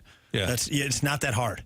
Good. But yeah, that Westport is pretty good home court advantage. And for you specifically, doing 3 shows on Saturday, are you so mentally engaged that, like, at the end of the 3rd show that you're just gassed? Are you exhausted? Saturday I am. Yeah, Saturday. I don't usually do 3, but my dad's getting up there, so I got to have a show. I added the 5 o'clock for him and his friends. Nice, good. And then I'm getting up there, Randy. So some people want to see me, don't want to come. Nice. I'm not saying you should do that, Randy. I'm probably a 7 o'clock. Randy showed up at the midnight one time with his family. I was like, Really? Yeah. Showed up back when they had a midnight show. He was there. I was like, what are you doing here, Randy man? has a lot more Funny energy guy. than people would believe. Yeah. He's a spry young man. Yeah, it's that was back in the days. You were in your 40s and you were accidentally dating 23-year-olds. Back in the day. You showed up at. Oh yeah, I remember that. Yeah. I did have a bit about that. Yeah, with her parents, right? You had to kind of sit there with her. Well, she wasn't ready. Well, one time. I don't know if the age spread is quite like you said, but it was in that neighborhood. And you were 40, right? One of the parents. Let's get into specifics, Randy. We don't need to. But I do remember the mother was my 8th grade science teacher, and that was that's the one. All right, you are a Mizzou guy, Mizzou grad, as you mentioned. Yes, and you have been through all of the heartbreak of Mizzou sports over the years. I attended the University of Missouri during the Woody Woodenhofer, Bob Stoll era. Oh, my. Which, that's heartbreak. Was rough, yeah. Yeah. Okay, so right now things are going well. Is it light at the end of a tunnel, or is it a train coming the other way? I mean, it's light, man. We're good. I don't know. I mean, you guys, I listen to you usually for my sports opinions, so... But from what I can tell, we're continuing to get good recruits. They're selling out games. I don't know if people know that this University of Missouri has an edge in that the state of Missouri was, I think, the first state to. There's funding in the state of Missouri for NIL. Right. Yes. I'm very close to the wrestling program at Mizzou, and that's helped us quite a bit. Do they ask you for money? Yeah, I've given them some, not quite as much as others, but yeah. I mean, they're the Mizzou wrestling team is ranked right now 2nd or 3rd in the nation. Yeah, so I think the football team. I don't know. It seems like Kerry. Do they have the right staff? I mean, I think they have pretty much all of the pieces that they need. I think the last 2 games, really, Georgia, you wish they would have finished it. They had an opportunity to go down, in the fourth quarter, 9 minutes left in the game, down by 3, and you are down by 6, and you don't finish that drive. You throw a pick, and Georgia goes and puts up another field goal. But last weekend, I thought they did a really good job. We were talking about it. I was worried. They threw the pick first quarter. Brady Cook did. I was like, oh, that's not good. But then they had a 20-play drive that ended with a field goal, and I was like, that's not really good either. Right. So, but they were able to just keep going and keep the process going and keep gnawing at it, and eventually Tennessee broke. And that's one thing, when you're running the football really well, which they did on Saturday, when you run the ball at people, eventually you can see the point where a team breaks and you're going to win that game. And that's what Mizzou did on Saturday. So I'm so glad you said, because I don't have an eye for football. My dad was a football coach, so we were watching it together. But I know in wrestling, I could feel when people broke. Yeah. More specifically, I could feel when I broke. The most, I think I talked to you guys about it. One of the first matches I had was against Northern Iowa back in the late 80s, and they were really good. And what I did in that match, guys, is I got tired. Here's the thing. You're not supposed to in wrestling. You're not supposed to get tired. But I did. And once I got tired, I was not going to get untired. They were, it doesn't come back, does it? No, not. They were yelling at me, Kerry. They were all yelling at me. I was like, guys, I agree. This is not good. Not what I planned. It's not going to get fixed today. I can assure you. It takes me a while to reset. My coach yelled, get up. I was like, I don't know if you saw about 10 seconds ago, I attempted to do that, and he didn't want me to. But he had a problem with that. He threw me back down. That's why I'm here, Coach. Don't you remember that? Like we're not watching the same thing. Yeah. You expect something that I'm unable to do. It was a horribly embarrassing moment. The ref was making fun of me. The crowd was laughing. My coach never let me forget about it. And I remember this. It was like a month later. I was new at Mizzou, and I had some back issues during my whole college career. And you had those? It was about a week back, I guess. No, Greg.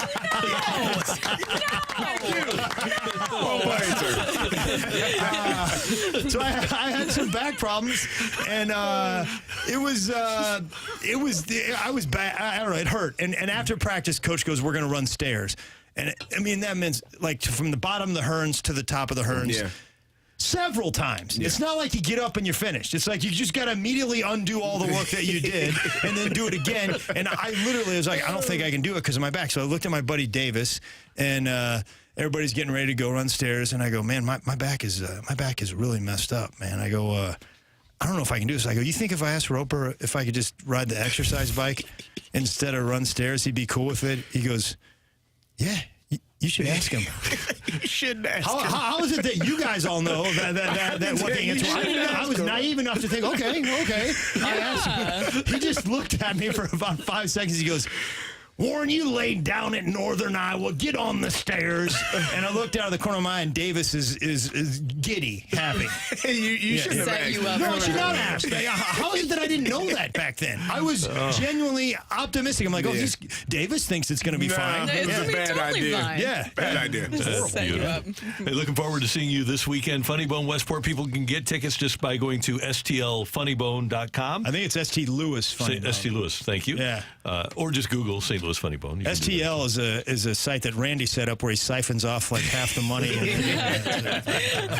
I'll make it out there for one of the shows this weekend. Just hit me up, buddy. We always love to have you there, man. Thank you. Thanks for stopping by. You bet, guys. That's the great Greg Warren. You can see him, one of the funniest people that you'll ever encounter, and he'll be at the Funny Bone Westport this weekend. Coming up, we've got some tickets to give away for the Eagles plus rock and roll here on 101 ESPN.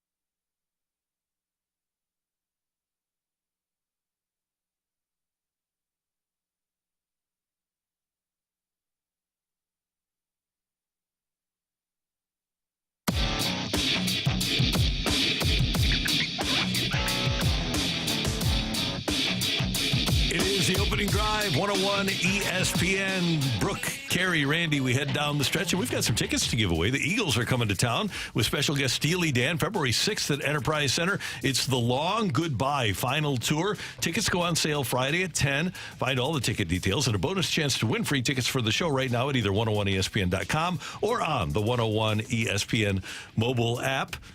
Matthew Rocc, what are we doing today to give these babies away to some lucky listener? Well, Randy, I thought it was only pertinent that today when we're giving away music tickets, we have a trivia question about the hottest artist in the world right now. Who would that be? That would be Taylor Swift. Oh, Carrie Davis? You just love this, don't you, buddy? Oh, yeah. You're just having the time of your life right now.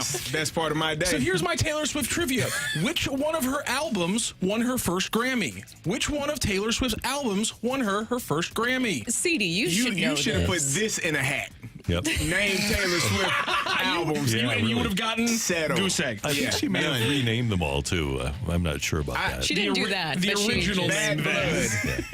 Is that That's a song. Oh, shoot. All right, texture number, what are we going to go with? Texture number 20. I think you got to go 22. 22, there you go. I mean, come on, it's a Taylor question. Isn't her favorite number 13, though? is her favorite number. Is that the 13, whatever? Why isn't it 22 is the song. It was a song she did. Is that not close enough? Why isn't it 87?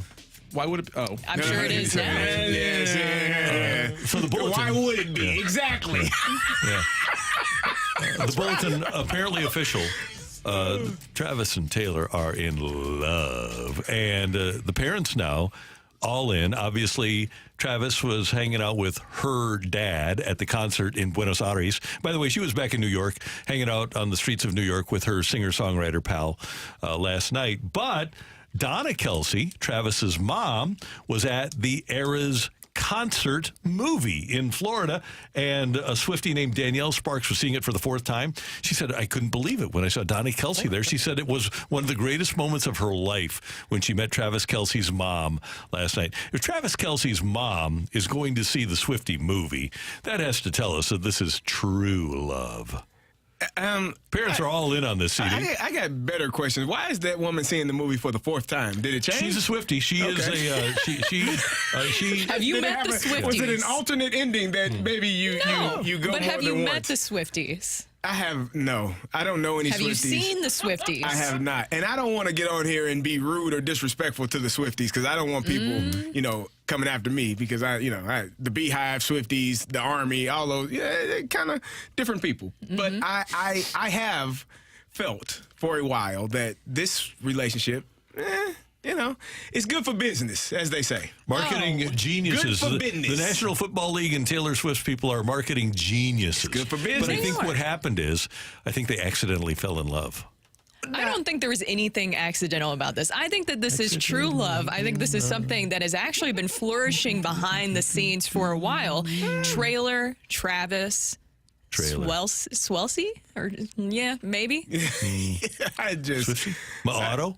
No, I'm not. I have not. I did see her run off the stage in her concert, and she did run into his arms, which made me maybe believe that it's become real. And also... However, give a big old smooch. CD, that's about as real as it gets. Yeah, okay. You're not bought in on true love? Is that what you're saying? I don't know, man. I'm probably more focused on what this means when Travis gets back to work. Today. Is he tired? Is he fatigued from the jet lag, from being out of the country instead of relaxing and resting on your bye week? I'll bet he's not the only Chief that left the country during the bye week. I don't know that. I never left the country during the bye week. Off season, yeah, but during the bye week, it's just not enough time. There's plenty of guys who go out and do things. He's just That don't make it supporting right. his true love, CD. What will it take for you to believe that this Wedding is real? bells. That's what it's going to take? When if they get married, then I'm like, oh yeah, that was real. I was wrong the whole time. Now in 6 months, if they no longer are speaking, then you all can say, well, maybe I was right. Well, what if we have wedding bells a la Kim K and Chris Humphries? 87 days? Was it 87 days? It was like 72 days? Yeah. He wore number 72 the next year when he played for Brooklyn. Was that real? No, I think that was a TV show. Oh, there you go. I don't know. I don't think this is a TV show. I think these are just... You don't think that everybody is benefiting from this this relationship? I think they're benefiting in many ways. I agree. And I don't think that, we are just We're witnessing true love, CD. I don't know why you have to be so pessimistic about it. It's beautiful what is happening right now. We're looking for things to galvanize America, and for 99% of America, this is galvanizing us. But you are just out there being the ne'er-do-well, the guy who says, "No, I don't believe this." It's been a lot.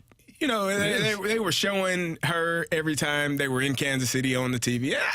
I do not have anything against Taylor Swift. I do not want people to sounds like it. I don't really know her music, but I know a few songs if they play. But I'm not a Taylor Swift hater. You're not a Swiftie. I'm not a Swiftie, but I'm not a hater. That's cool. I just, I'm a Travis Kelce fan, and I want him to succeed and do well. And if this is what he wants, then, And you're talking about business, CD. This has been great business for Travis Kelce. His jersey sales going up. His podcast with his brother absolutely soaring right now. This has been good business. And he's on a lot of commercials right now, too. This would not be happening for Trey McBride. Who, by the way, maybe picked up this week by Kyler's film room. Oh, well.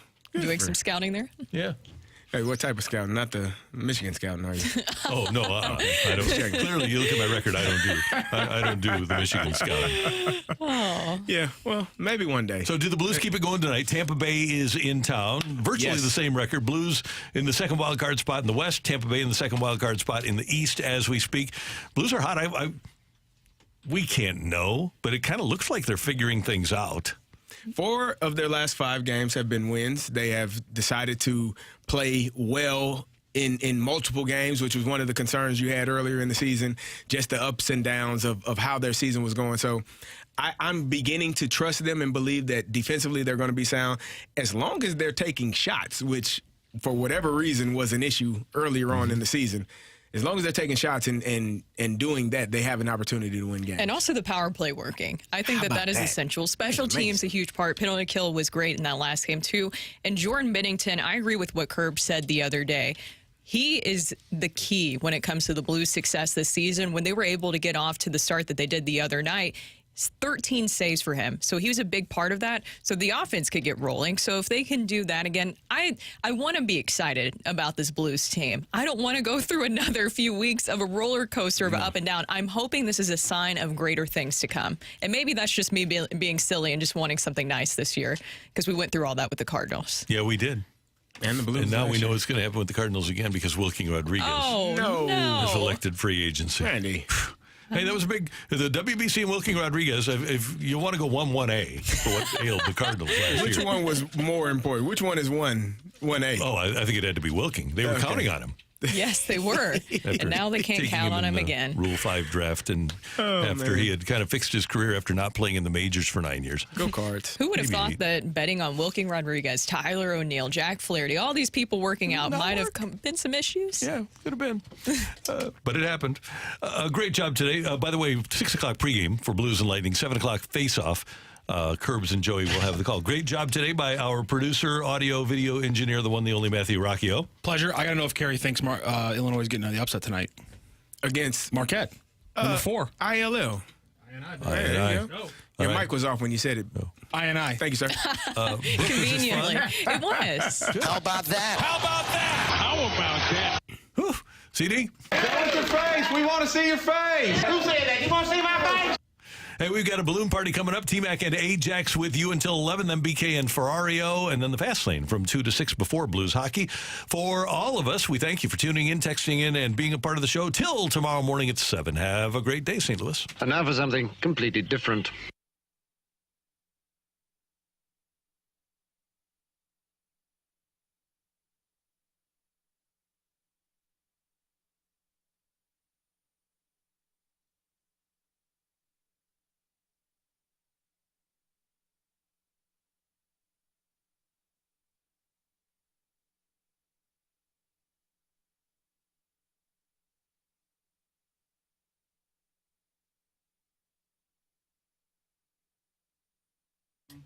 Hey everyone, it's Brooke here. As you know, this year I picked up a new hobby, one that I know will last a lifetime, and that is golf.